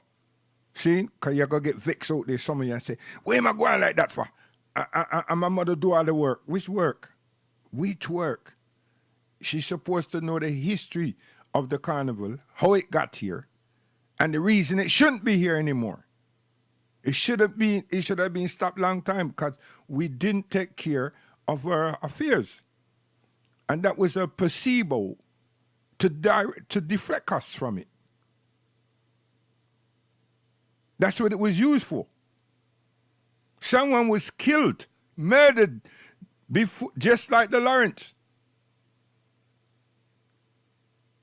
And my parents then, my father and my uncle then, hey, they were taking revenge to Ratted, may I tell you. But one, them send for, all these Commonwealth, what do you call these people? Not High Commissioner. These ambassadors, they all got together, you know, with the British Foreign Secretary and everybody, and come up with ideas, and them send them into Guyana and into Trinidad, and then bring back Claudia Jones here. That's how we have carnival. And it was a placebo just to deflect us from that which we were not happy with, and we still ain't. Who's we? People like me, we're not happy with it. And that's why them can get away with anything, because we don't see nothing through. Every time you go carnival, you dance and bacchanal and culture's life. You're just disrespecting yourself to say that we're not valuable. We can have fun. We can have fun. And then when someone turn around and tell you say that this is how them do this person that them say them crucify, that's why we're like that. Because you say, well, if them crucify him to give us everlasting life, and you still can't see this everlasting life, it's all right if one of us die. Come on, he must have done something wrong. That's how we speak. With something wrong. He's dead. He was murdered. But every year, when I get ready for jump for joy and forget. Can you imagine on the plantation a woman seeing her man or seeing another man or another woman being misused? Or a group of us seeing them put 4 horses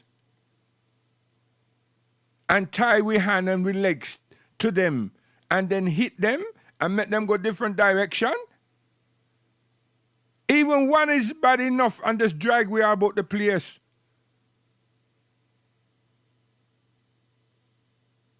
Some people think that these things are just trivial, something that we're going and we're dealing with this horror film understanding because it's so long ago. What you talking about? Why can't you live and let live? What live and let live? When every goddamn year, at least twice a year, you say never, never, and you cry and go to church and all kind of thing for another set of people to rot it when we have millions in the Atlantic.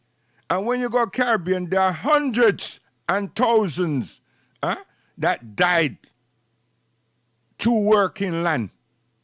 And you can go Florida and the same thing. Cutting canes.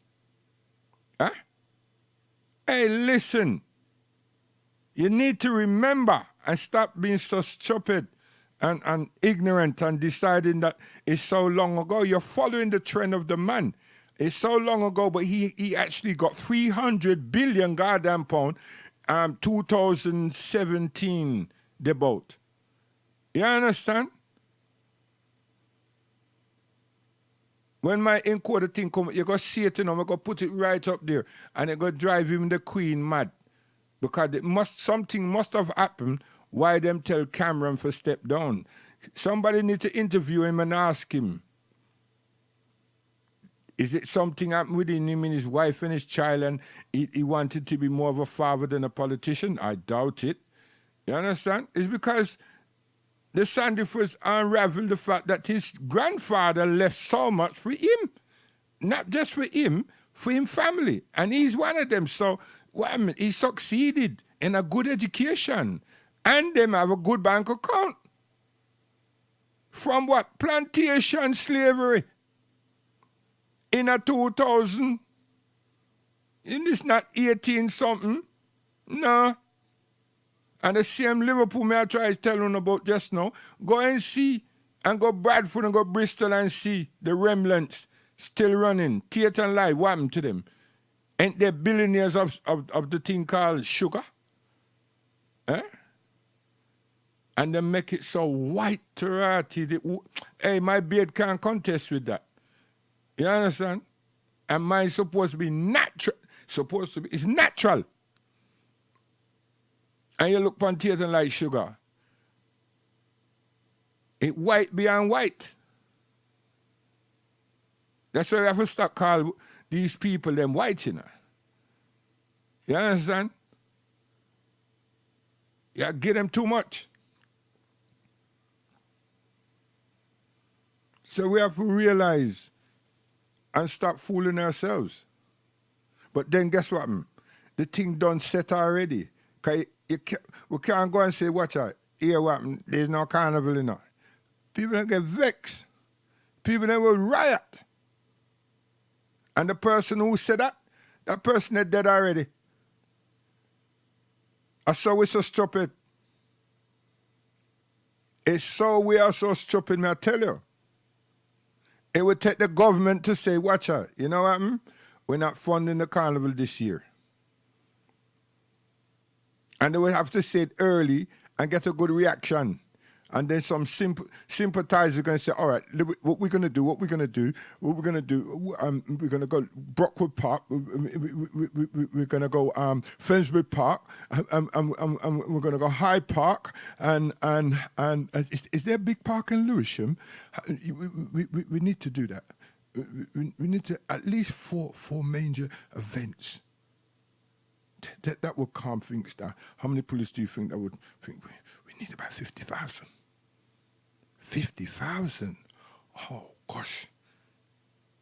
See? And that's how they will go on. But then somebody will see that this is a good thing, you know, financially. And they'll say, yeah, let's go along with that one. So they can cipher some of the money out. And then later on turn around and said that the NHS needs this and this and this. And we gave it to those blacks. And then somebody going to say, all the reason why we need to deport them. See? So how can we win? How can we gain anything? We cannot. We cannot.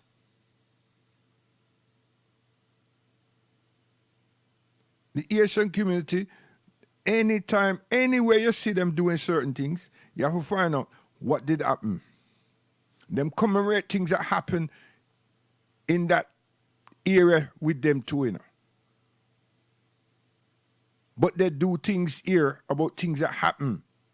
Them have conferences. Them have lectures. They want to see how far they've moved on.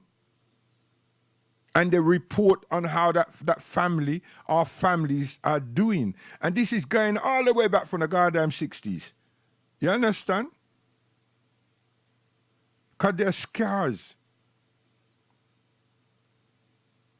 But we, nah. Give us some sound, give us some this and that, and we forget. And then here comes the Commonwealth Games and all that kind of thing. And we broke sweat and blood And then we jump ship. Because we want to run for England, you know. And then they got to tell us straight away, if we run for the Caribbean and Africa, what am I going to get? If I run for England, I become a celebrity overnight. You get me? I'm big. I'm for Caribbean in England and Africa. I got nothing, man. Nah, man, I'm going to be celebrity for run for England. Plus, I intend to win. Right? Like if we run for the Caribbean, it ain't intend for win. Yeah? You understand? It's small, I don't see something big. So me love my grandfather. That my grandfather never get lustful for Caucasian woman them and populate the place still with a whole heap of brownies. I tell you, man, them that come here now, we have to give them medals. I tell you. We have to give them medals. You know what I mean? They slippage, but yeah, you know, it's a normal thing. But Jesus, please, if the place was populated, then we have to say a problem. You know? But we have to award them control them lowing well. I tell you. Yeah. So I play some more tune and then come back to the Quran. Whoa. Yeah. I'm here say now, no matter where you go, no matter what you do, if you don't have love in you, you got nothing at all. Cause remember, love conquer it all, love conquer everything. The Ogle said that. Whoa, yeah.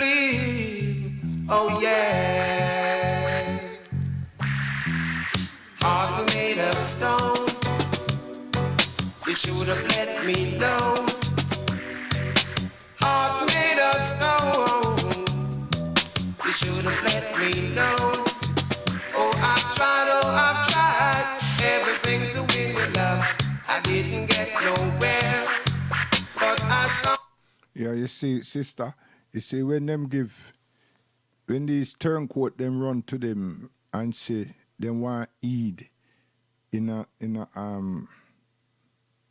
Trafalgar Square, they may look at international funds, see, and to break sacred things that belong to Al-Islam down, see. So you see when them have Eid down there, sir, they include that parade in it. You understand? That's what they've done. So the people them who had a good intention of trying to use that as a stage to turn the face right about Islam and about not Islam, about Muslims and extremism and all that, it backfired.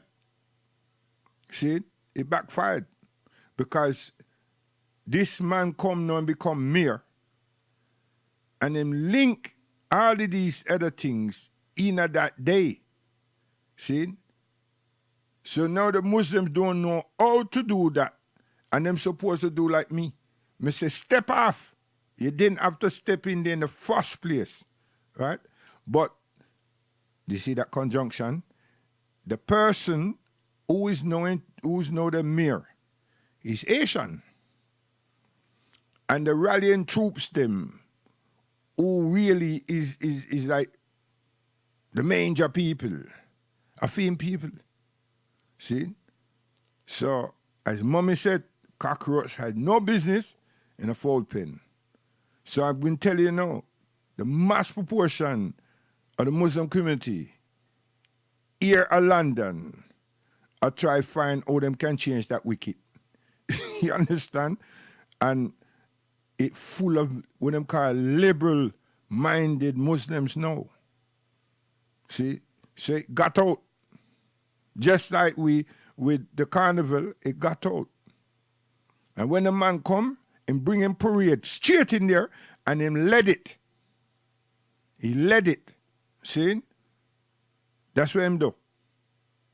And then him change rules and tell his people that everybody have the human rights, this, that, and that. So him bring certain legislation, him canvas for it.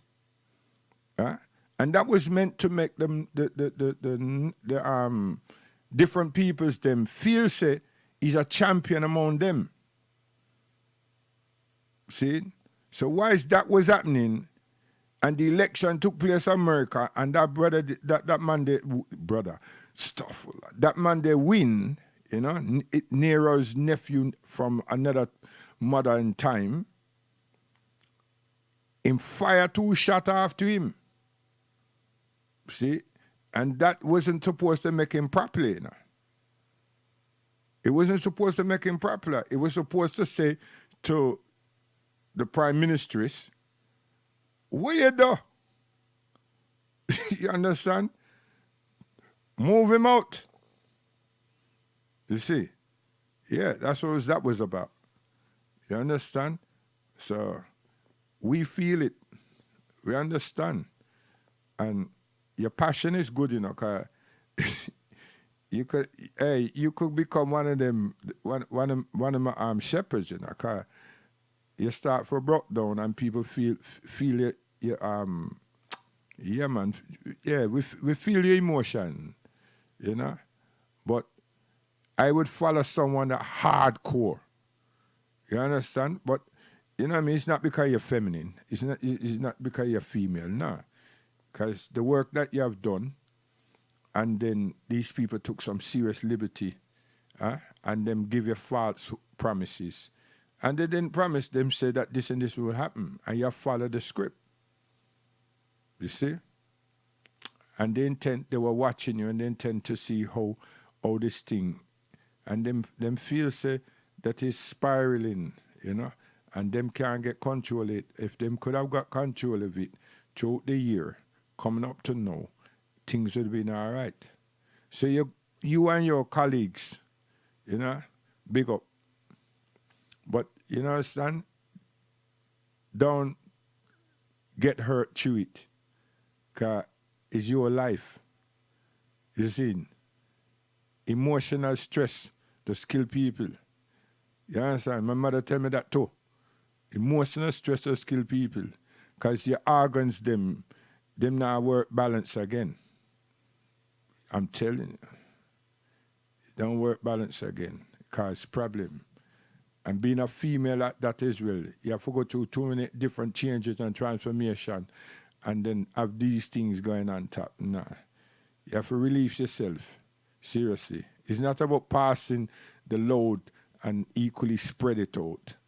You know what I mean? It's not about the physical. It's the mental.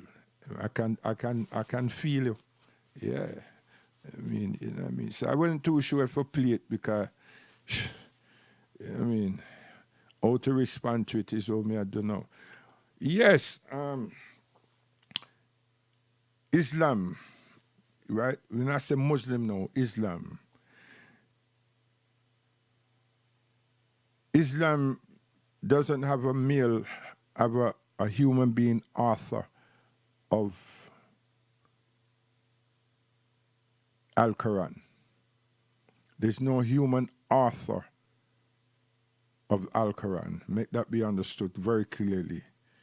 You see, with the Bible, with all this going to the Nicaea this and the Constantinople that, and then the British involved, and then the Germans involved at latter stages and so forth, and then you have Shakespeare and different other writers here, you know, right? All play their parts and everything. So, you know, I say that this Nicene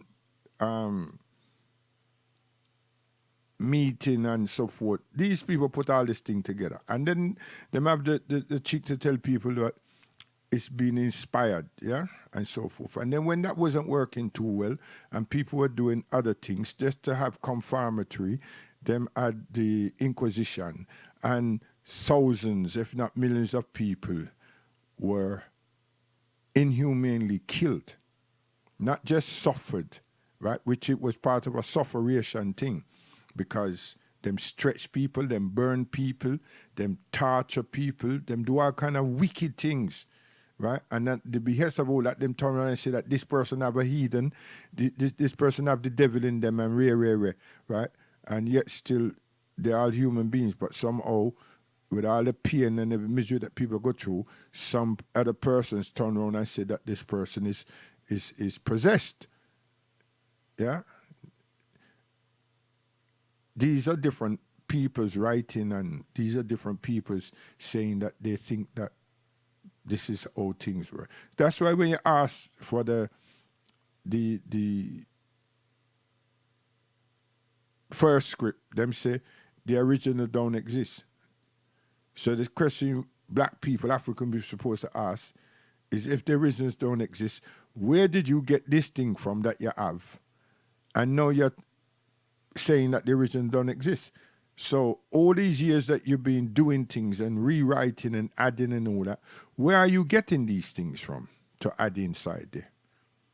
And who authorized you to continue to upgrade and update and all that? That's what they would like Muslims to do. You know, them say this is the 21st century. You know what I mean? These things that you will have and you've kept to it, it's medieval time. So that's why this whole charade about, first it was the jihadi, then it's the terrorists and all that kind of stuff. And all these other guys that them create to mash up certain parts of the Middle East, and them call them ISIS and then them change that because the brothers, the people them that represent Kemet, them put in their feel and all that in there. So then they turn around and say it's Islamic such and such and such and so forth, right? So these are the things to say, well, your thing need changing, and hope that somebody will step up and say, yeah, it's true, right? Now, we've got the middle of the road people, that's with Sadiq Khan and some others, and they're all Asians and everything else. They're part of this, what you call them things, the untouchables and this and that and the other. And they will go along with that because them see themselves as liberal-minded Muslims. You understand? One of our billion following TV program called Peace, yeah? I would think it was a trap, but I don't know. That was taken off because a question was asked concerning lifestyle of people, and what the Quran said was quoted. And these people turn around and say, whoa, right? But they didn't say nothing. Them just pull the plug straight there. So you can't see Peace TV anymore, you see? And it looked like some things also happened with them putting up shows, or whoever was putting up shows on YouTube and wherever. That, you understand? So these people assure you that they have power, and if you don't conform to them, this is how they will deal with you. You understand? Now, the Quran, Al-Quran, we bear witness and we accept that the Quran, just like the Torah, the book of Musa, or the tablets that was given to Moses, wasn't written by Moses. It was given to Moses. What happened to them in duration of time, that's what you would need to understand, right?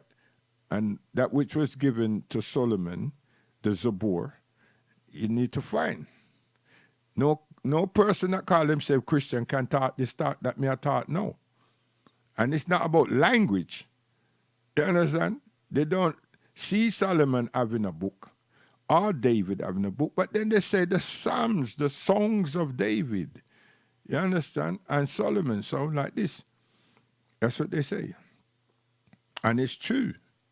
But do they read them? Or do they use them for funerals and sad events? Some of them. But that's going somewhere else. And then Christ, Isa alayhi salam. Isa alayhi salam, we bought the Injil. The Injil, I supporting and illustrating that which was given to Musa alayhi salam, so we did not stray. See? So he came to not re-involve, bring about something different, and come to find out why ain't you all living, responding, and not hearing and obeying that which was granted or awarded unto you. And so if you look at some of the scripts about him, when him say he was before, or this was before, or they say that he's implying, and he's so young, that he knew Abraham. That's not what he said. What he's implying is that these are the laws that and was enacted by Abraham alayhi salam and by Moses alayhi salam. But he was so small. As far as them concerned, not supposed to know that. And the reason why I'm not supposed to know that, as far as they were concerned, is that which he's speaking about, they know already. But they were the very people that was keeping that to themselves and not enforcing it or projecting it to the living standards of the communities that they were within. See? Simple. And he became a threat to whom? To Bani Israel. A set of them. Rome didn't get involved in this yet. They were trying to make sure that he didn't come. They were trying to, during them season, they were trying to kill or capture that firstborn, that seed of that time. Any male child in a them region, they want to kill it. Capture it, kill it, whatever. But he got through.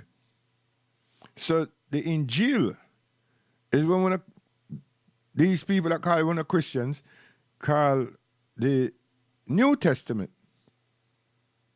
But then the New Testament don't say the New Testament of Christ. It says the New Testament of Paul. And then it says the New Testament of Matthew, Mark, Luke, and John. And then when you look in there, sometimes it's actually 3 Johns. Or is it 2? I know I said it's 2 James. Some of them are double up, but you don't know how to decipher that is John 1, John 2. You know what I mean? So you have a reading find out say that there's a different John. And that's why you have Simon, and then you have Simon Peter. You understand? So the people them trickify everything. And they have some stupid Africans come around and said, for them thing, and they were Christians. And this word was designed and instituted over Esau, Europe. And you have some black historians use the same symbol to define things that them see even happening in Abyssinia and calling them Christian. When this word was something that was concocted, found, used, projected over here. And this thing called church, Christ not called not church, is this thing called Peter saying go build this place to represent Christ on the rock. And then you find say that story just get build up, and then them say that it's a church. You see? Now, if me go all the way down and go all the way back up to Menelik and just get into Al-Quds now, Jerusalem and everything, what is some strange people trying to tell you?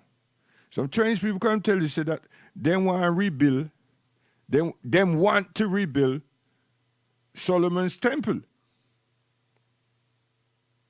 and David's. Because them can't make up their mind. And they don't have a clue. But you know what the thing is? And this is, I'm not straying, I'm going to come right back on it. You know what the thing is? Al-Quds, yeah, has a mosque, Al-Aqsa Mosque. Al-Aqsa Mosque is where the Prophet ﷺ made the hijrah from Medina there. Amazing. And a being called a Barack, not Barack Obama, took him there. And from there, he ascended into the first, second, third, fourth, fifth, seventh heaven, to which he had the audience of all those messengers that was just before him, that he came after. So that included Isa, which we call the Christ, and included Musa. And our praise that we have, it is Musa who told the Prophet to go back to God, Allah subhanahu wa ta'ala, and get a reduction, because in his time, the people them found it difficult. This is one problem him had, him say. The people weren't adhere to the prayer, to the prayers. And he must say that that's what led them astray. Him not say it in the words, me I say it, but him ask him how much praise did God give you? And he said that be too much for the people them, because this is my experience. And he went back and back. I think it's 3 times. And what we have today, their numbers, is what we were awarded. And that's true. His experience. And God Almighty allowed them to come down here. Which, you see, y'all don't hear these things, you know what I mean? Come down here where? Not America, not England, not Mecca, and Al-Quds, and Al-Aqsa Mosque. Right there. And the Prophet Muhammad, peace and blessings be upon him, led them in prayer and left, and they left.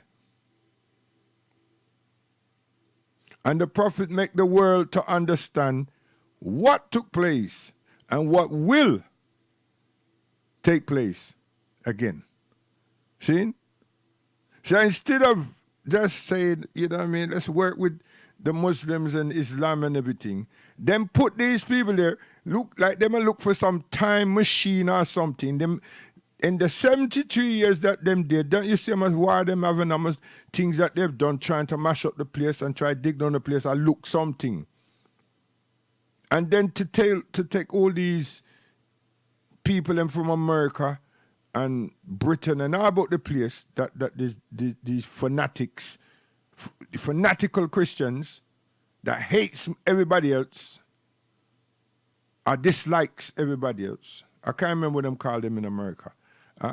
But these people are being fed some sympathy ticket. Not about the Second World War, about this Jesus. But things will happen if we build this temple, it will come now. So these people are like, yeah. So they're all in it. You know what I mean?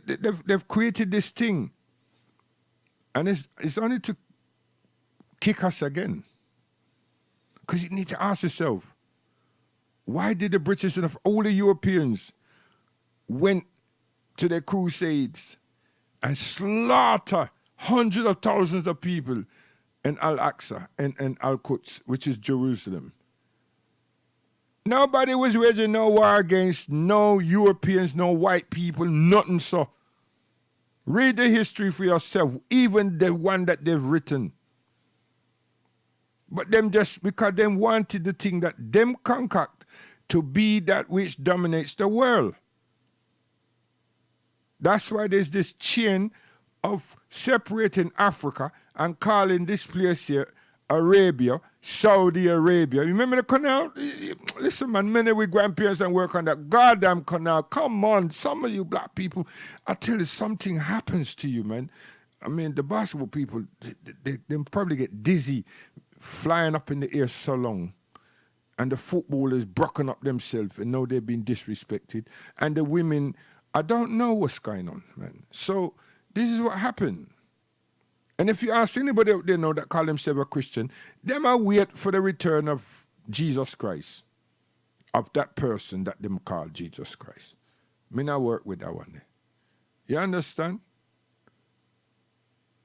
That's it.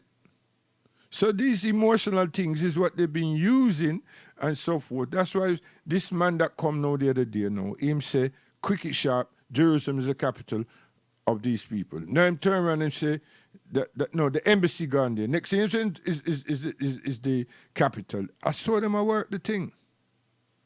What's that got to do with the book? There is no man author or writer, transcriptor of the Quran. The Quran was revealed to the Prophet. It's dictated by the Prophet to scribes, and them wrote it, and it's not being changed, it's being put down. Some people go on YouTube and everything and want to say that some years after the Prophet died, that Uthman and Omar and everybody, them do this and you have Omani Quran and this, but no. The Prophet didn't die before the compilation was made. No, this is ignorance. It's good. It's a good thing to say. Then turn around and say, well, you can't be saying so much about the Bible when it was so many years later that you got a book, something put together called a book. Where was your prophet to oversee it? You see? Because they know. And most of Islamic history in relation to the Quran is Europeans that write up all of that. They don't write that the Quran was written by some other person. No, they don't turn around and say that the Quran was not sanctioned and made sure that things were put in its rightful order and everything by the Prophet. They don't say that. It's people who, these Orientalists who want to create problems, they will do that. And no one works with it.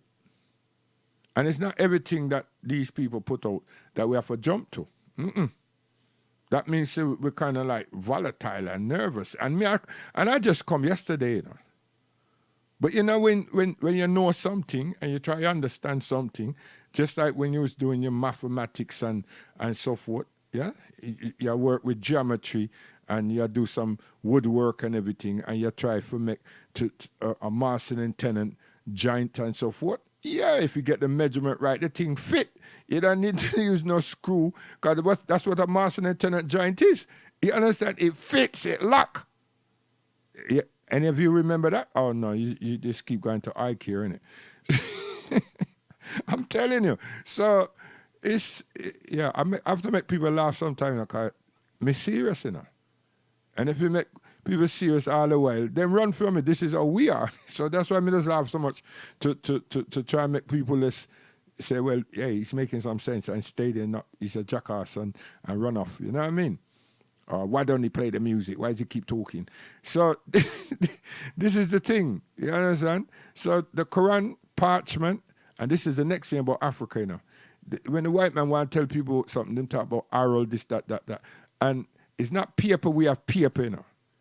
We have a thing called papyrus, and we don't have a thing called papyrus. God give it. You understand? And then we have a thing called tree bark. God lend we the head. And then we have a thing called skin. God give it the head. And then we have a thing called slate. God give it the head. You understand? To what? Not imagining vain things. We are creative. You understand? Creative. So we use those things to compile things. We're not talking about print and press and 100,000 volumes. No. You understand? It's through the evolution of time, through time, seasons, and changing, that the Quran is being written again, and better parchment come, but it's the same thing. And there's something added, you understand? And something subtracted. No. You understand? And then the Caribbean people, they should be ashamed. Some people don't know this stuff, but so them shouldn't be really ashamed. The ones who know should be ashamed that they don't want to speak. Yeah? Many of them family, them have these things in them yard. Or they may have got rid of them now, or they're keeping them, or they bring them to the British Museum and everything and make a little change. Huh? Then find some things that is in Arabic on a tree bark or a slate, or a piece of skin that was roll up. Yes, in a Trinidad, in a Bermuda, all the islands. In Jamaica, all of the islands, man. It's just people want to ignore it and make out that no. Huh? And just through brutality and all kind of thing, Abdullah accept John. Them slave master gave him name John. And them don't want to be called by no goddamn John. But he might get beat up all the time. See? So when him see him next brother and can say salam alaikum, the other man over there say, hey, they said something. Who's this other man? Another black man. And then master come and beat him up.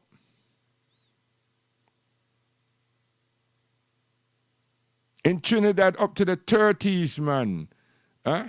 Up to the 30s. You understand? Before the Second World War, they were executing, hanging Muslims because they were there doing the thing we call nasheed, zikr, sorry, stuff like that. Not nasheed, zikr, remembrance of Allah subhanahu wa ta'ala.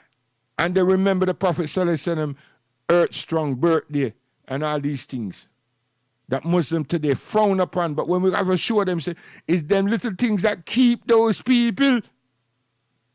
Them little reminders that keep those people because they don't have nothing else. And when them look around, there's only 2 or 3 of them and the rest of them are hide. And then little more of them find out so that the ones that are hide is the same. So then they get together and next thing you know, the master, they split them up again and so forth. And it continued and continued till all of a sudden now, me who was sitting now with 5 people, I'm only by myself now. So who do you talk to when you just felt good? Huh? You don't understand that the people them transform our language, our identity. What? And then all they can recall is this thing. So here what would the God they say? Huh? Where 1 and 2 or 3 together, easy in the midst. And most importantly, that which it belongs to me is truth and it will seal on your heart. It will be sealed on your heart. So the Muslims them, many have kept the Quran in them heart. What's that? Them call them Hafiz. My son is now becoming a Hafiz. My son enough juice. Him is up to like 3/4 of this big book. You want to weep? Come challenge a Muslim child, man. Bring Garvey book. Bring any book you want. And say that your child is going to recite that book versus my son or anybody else, child, girl or boy, and recite the Quran. Simple. Even bring the Pope and tell him, say, read the Bible by heart. It doesn't have no rhythmic codes. See? That's what the tricky man couldn't do. You understand? All these years him can't do it, you know. So one of these days we're going to talk why the Quran is like that and how it got like that. It's only Allah do that. And you see you know how we love music and we love rhythm. Where people have rhythm. When you get the right cards, you put them together, everybody follow the groove. Nobody ever come with a particular groove to be on the groove, you know. Everybody follow the groove, man. And that's why when you look for Caucasian people, if you was here in the 60s, they just watch. They couldn't fathom. Them body I hear the thing, They're hearing the thing, but they're missing. It's over the period of all them years. Keep listening, keep watching. And the rhythm hold them. You understand? And them get to understand rhythm. Ask Mick Jagger. And what that guy in him? The guy there from the Rolling Stones, Keith Richards and them. Yeah. The man them admire Peter Tosh. Tosh, You see? Yeah. Now what's that got to do with anything? I'm just talking about rhythmic tones. You understand? The Bible is not written, it wasn't transformed by God. It doesn't have its rhythmic tones and everything. You see? But the Quran is, see? So you get this oldest, smallest child just come and read the whole book. Read the whole book. And don't bother challenge and say, they're just reading it, they don't know what they're saying. Come on, man. Stop them and ask them. You want to see some of the, when they go to tests, you want to see the tests. Yeah? Seriously. 7 man sit down there and turn around and said, read something and said, finish that. That you they have a calculating brain like computer, which is we make that. You understand? And find that verse in his mind and remember it. And continue from there. Next one, turn around and do the same thing and take him backward again. You understand? And then we have a surah in the Quran that is 287 verses called Al-Baqarah, the cow. You understand? Surah Al-Baqarah, the second chapter of the Quran after Al-Fatiha. That's one long surah, and that's the that legacy there is Moses. So I'm saying again, I didn't say we don't have versions. We have one version. And we respect her. So no man can go and pollute her. You understand? Al-Quran. Right? We have translations of that one Quran in languages. And even when you get the one that's translated in languages, the Arabic text is inside there, side by side of whatever the language of that nation of people that the Quran is being translated into for them to meet their needs. But the Arabic is there, you understand, along with that language. So you have Qurans here with Arabic, and you have Muhammad Pictal that is, is that English, the old English, which one refers to classical English, the thous and these and we and thens. That's in there. And then you have Jew Ali. Is it Jew Ali? Me like that version anyway. This brother here, Ali, and that's English and Arabic too. There's many verses within the Quran that me know by heart in English, and the only reason that because when we used to go to training, my sheikh, my teacher, he's very tolerant, and with Al-Baqarah, he explaining, and then he will require some of us to read those verses in English, see, and so on. And then, every morning you get up for prayer and everything, and you just remember what he did, and then you go through the same thing, and you read them verses from 1 down to 50. And then the next thing you know, you're on 150, and then you're on 170. You think like, what? You understand? And then you sit down now with one of your brethren and everything, and both of you read. And then remarkably, we're at the same place, if not just before, after. And we're dealing with it in English. You understand?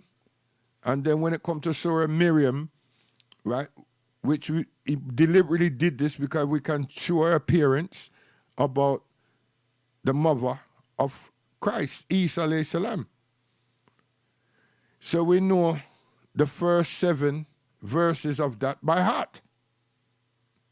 And then when it comes to Surah Al-Imran, hey, you're a joke. You understand? No. I have a book here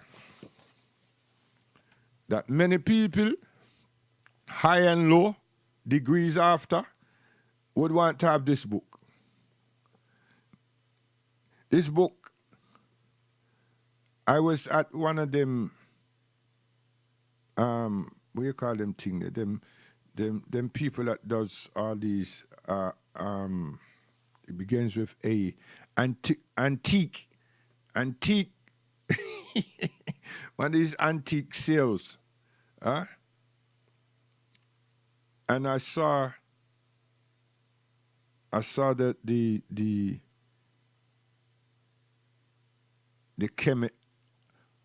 one of the signs that means close and open. See? Yeah, I saw it. And it attracted me. So I did not want the people them to see that me understand something. I went round and round and round to see if there were more. And then there weren't. So I didn't have the book down. I had it in my hand. I really had it in my hand. I had it squeezed in my hand. I could even walk away with it, man. Because it's small. I had it in my hand. I was palming it, you know. But I was looking to see if there was more so that it won't be a problem. And I didn't want to show the people them say that I don't have cash. Because I was buying some organic produce. And I finish up now with some coins. And I'm thinking that this thing might cost some pounds, you know what I mean? Some papers. But when the person spoke to me, you know, they were watching me. But when they spoke to me now, he said, open up the book. And the old £2, the way they write the thing, it was there. So I'm thinking like, wow. So this book must have been around here long. And he said, yeah. I said, and nobody picks it up. He says, nah. So I said, well, I want it. So then we start counting all my pennies and everything. And it didn't get to the £2. So I didn't want to beg him. And I really did. I want to tell him, trust me, till next week, you know, I may come back down here, buy some vegetables, and I give him the balance of money. So I told him, I said, listen, you see this book? Don't let no one take it. I want it. And he goes, okay. I said, but that means you have to move it and put it aside somewhere, you know? I don't know what he did anyway, but I kind of trusted him, and I said, yeah, that's going to happen. So I said, before I left that place there, that area, I went back there and said to the man, listen, I want to write my name inside that front page. And he goes, no, don't do that. I said, well, expect me. What time are you here? Yeah, I said, expect me, you know. Hey, listen here. I did all my things. You see, when Friday come, I said, right, you see, Saturday morning, one stop right there. If me have to wait for them to come, I'm going to be there. This book is Exodus. This is not Bible, you know, but this is better than the Bible versions. I'm a student of the Bible. Trust me on that. You understand? Right? My father now was here. This book would have gone a long time. You see? This is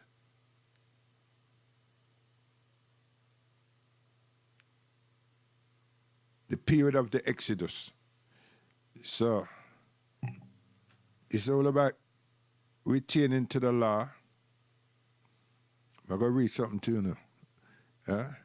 Moses before Pharaoh. Okay? Watch there. The Sabbath. What does that entail? You see? The law of love. What is that about? Obedience at home. You see? Serious thing, man. Come deal with me. No. These are about some prophets where we have this Jonah, the call of Joshua, and the death of Moses, of Musa. See? Serious things, you know. Serious. But the law that everyone is running from. And when we Muslims say Sharia law, everybody run. Start talking. Abraham alayhi salam to Joshua. Now you just hear say Joshua and the death of Moses. And where you have here now? Abraham to Joshua. See? Serious things. You understand? I tell you. You see? I've put some verses of this up on Facebook. And there's one person asked, could I make known the source? And I found that to be real genuine. That was good. You know? Not someone turned around and said, no, you'll create some problems. They just said, can you refer us to the source? Yeah. You understand? Which is good. Right? But the Quran, there's one Quran. There's many versions, but not many translation stuff. No versions. Can't be no version. One version. Nobody can impregnate that. You understand? That belongs to God Almighty. And it's Allah subhanahu wa ta'ala has told the Prophet to tell mankind, you understand, that he is the bestower of that. I him take care of that, not we. You understand? So all we have to do is learn to read it. You understand? Learn to memorize it. Not learn to read it. Learn to memorize it. You understand? Make a seal and for we heart. You see? And you know one of the things that is thrilling is when you see children, not just adults, but children reciting the Quran, or when you go to one of our events, or you go to the mosque or so, and you see children, or you hear children reciting the Quran. Whether you know what they're saying or not, just to hear that rhythmic tone, and there's people about them with the book open, following them.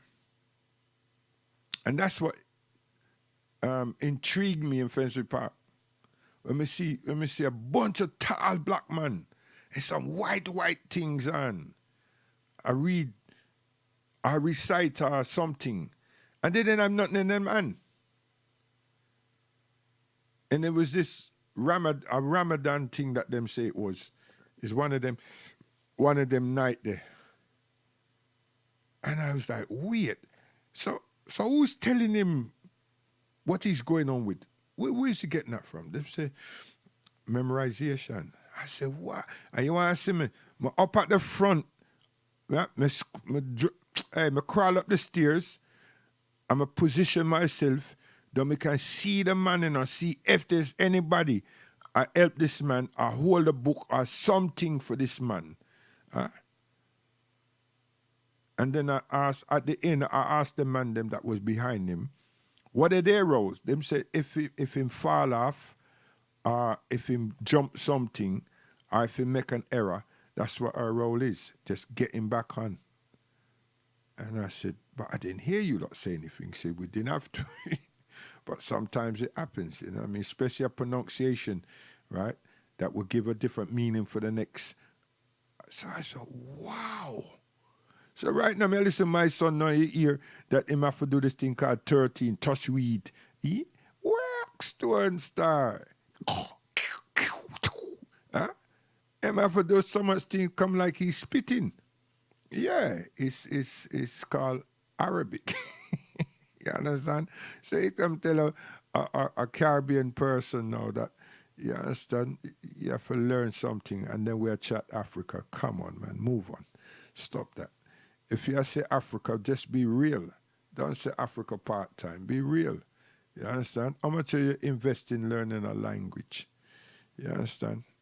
Learn a language, man. Kiswahili. Learn a language. Amharic. Come on, learn a language, man. Wolof. Learn a language. If you don't want to learn Arabic because you're not a Muslim, learn a language. You understand?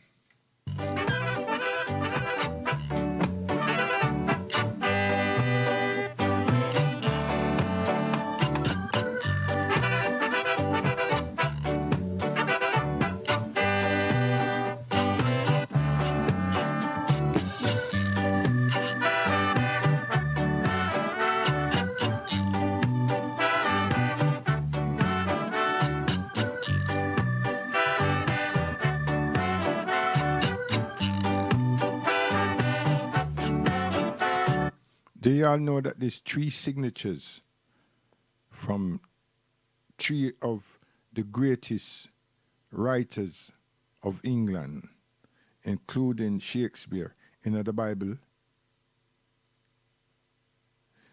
Does anyone know after Latin, during Latin, how to sign numerally?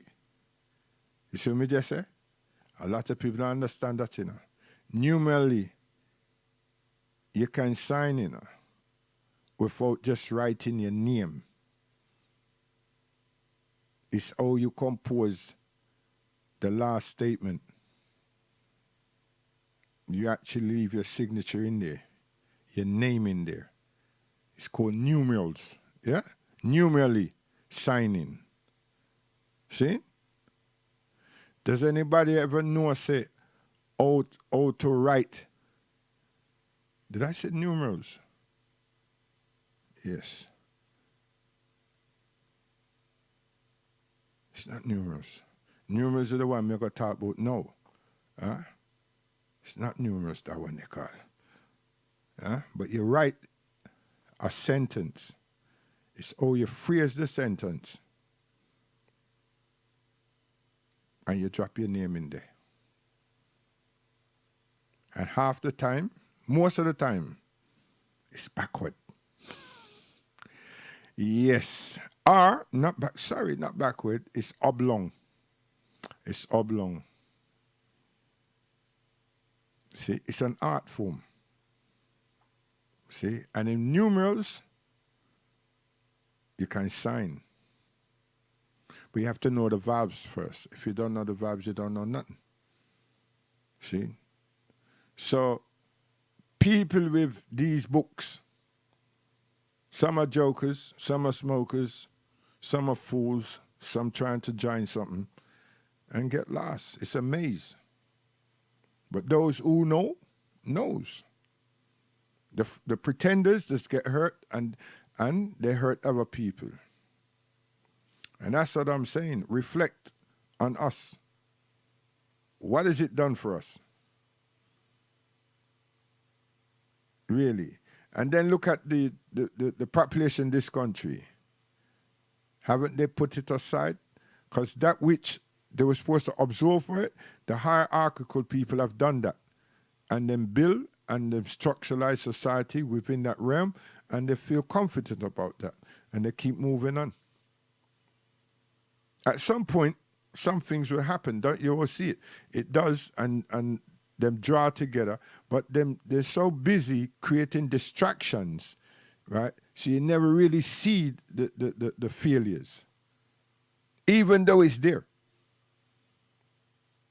See? And then when them join forces together, you understand? That's when them have major concerns, major issues, right? So them go after somebody and bloody them nose and everything else and so forth. And the rest of the people them feel say, yeah, things are going because, you know, every now and again some people, them testosterone get out of hand and they want to see, they just don't want to see some blood, but they want to see a victory. They want to feel something. So football, these regular sports keeps them preoccupied. Yes. So that's why you see all this thing with Bahrain, United Arab Emirates. They're seducing those regions into the way they are here. You understand? It's not that they want to just get their money now. They want to break the back of this particular culture, this particular vein. You understand? And once they do that, they feel satisfied that and time goes by, these Muslims, we Muslims and our children will be broken. They eventually will get in there. That's what their thing is. You understand? Yes. But we be still in the millions going, La ilaha illallah. We won't sway. You understand? Then we'll catch some and they will turn back on them. And they will catch some that becomes a shame and hide. That's coming next. That's coming very soon, this year and next year, I'll tell you. You understand? And Trump is going to be jumping up. That mandate is going to be jumping up and down because he's going to embarrass Arabia big time. Yeah. Yeah. That's his crown and the jewel. He wants that, and he will do it. He's got the opportunity. But remember, Arabia is not Islam. It's not al-Islam. It's just a people that Britain put in a position as custodians of the holy precinct. And it's just like how they have put people in positions, put Selassie in a position to remove Menelik and the seed of Solomon. I'm telling you. And the line of Judah. And give it to someone and portray it to be someone else, to be some other people. That's sad. Very sad. And it continues. Now the people who share that view are understanding. Them don't want to say too much now because the other people go turn around and say, "Una join the Muslims." But if we say to you that Islam has always been here, then you say, well, hold on. And all that we have to say to you is that the Quran wasn't, because the Prophet ﷺ, he bought the Quran. The way of life and the directions and everything, it's always been here. It's always been here. What do you think Akhenaten had a problem with all the other pharaohs them for? What do you think Egypt crashed for? Them change. Them got lawless. Them change. And look what we are dealing with. We are dealing with people and cut up this body, and this body are going to look for this phallus, and this body look for this thing, and then this woman come and pregnant, do her thing, and next thing now she have child and everything, and the man dead. You understand? Is there anything different to what America and Germany and Britain then was doing?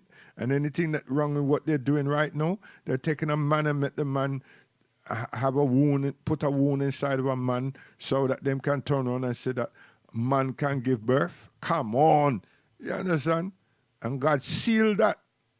But now these people just want to dig up and carry on and pretend and do all kind of different things. You see? Yeah. He sealed that.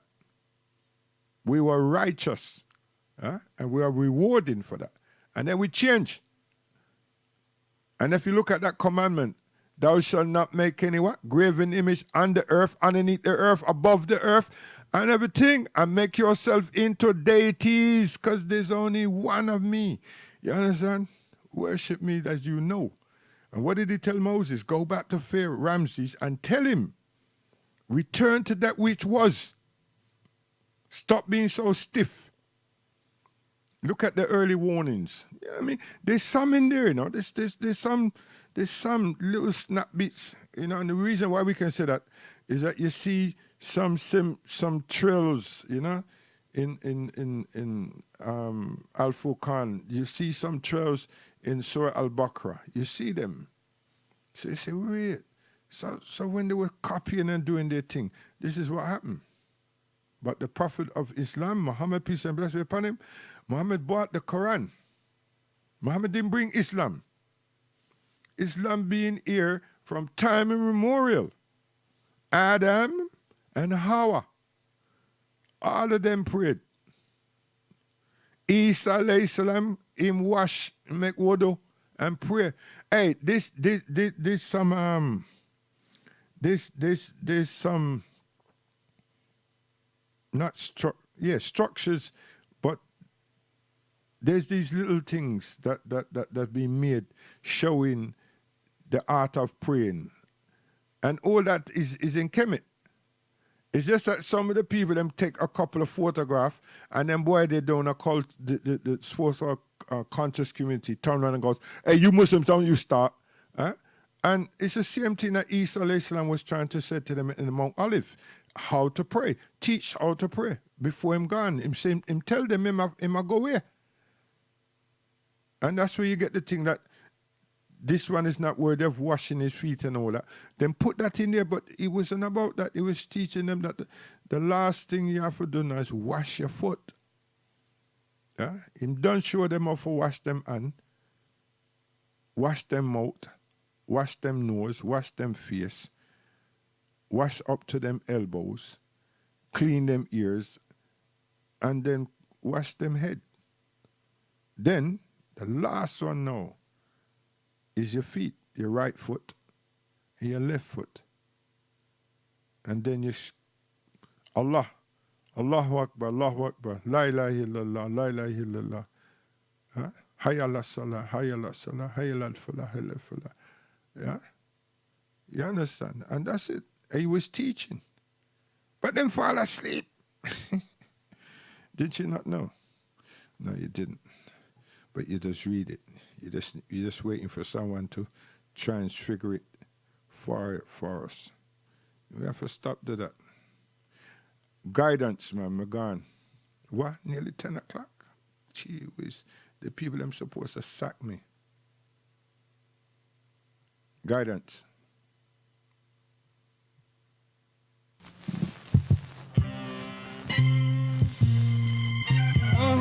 Yeah. Got to tell you, 'cause it's true. Yo. So as it were in the beginning, so shall it be in the end. Yo, principal, you see these people are out there. Hey, you know, say watchy. It's all right, man. It's all good. You understand? So don't change nothing. Yeah. William, high grade. With thunder, earthquake, and lightning, Jehovah dash them again and again. I'm alone in this wilderness. Lord, you know I'm trying to do my best to make my life secured from this poverty.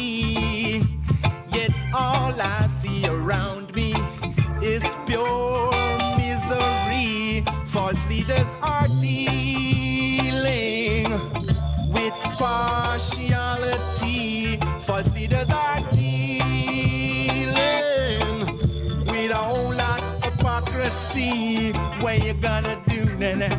Yeah. What you gonna say? Tell me what you gonna do now.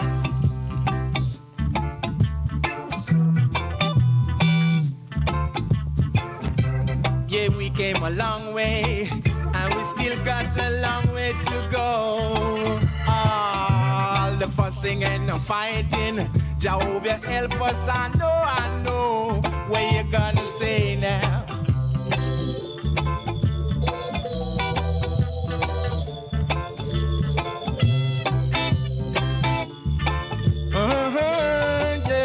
If you just experience some technical difficulty, we apologize for that. It's outside of our control. Guidance. So as it were in the beginning, so shall it be in the end. With earthquake, lightning, and thunder, Jehovah dash them again and again. False leaders are dealing with partiality. False leaders are dealing. And you know that it's true. What you gonna do? You know that it's true, yeah.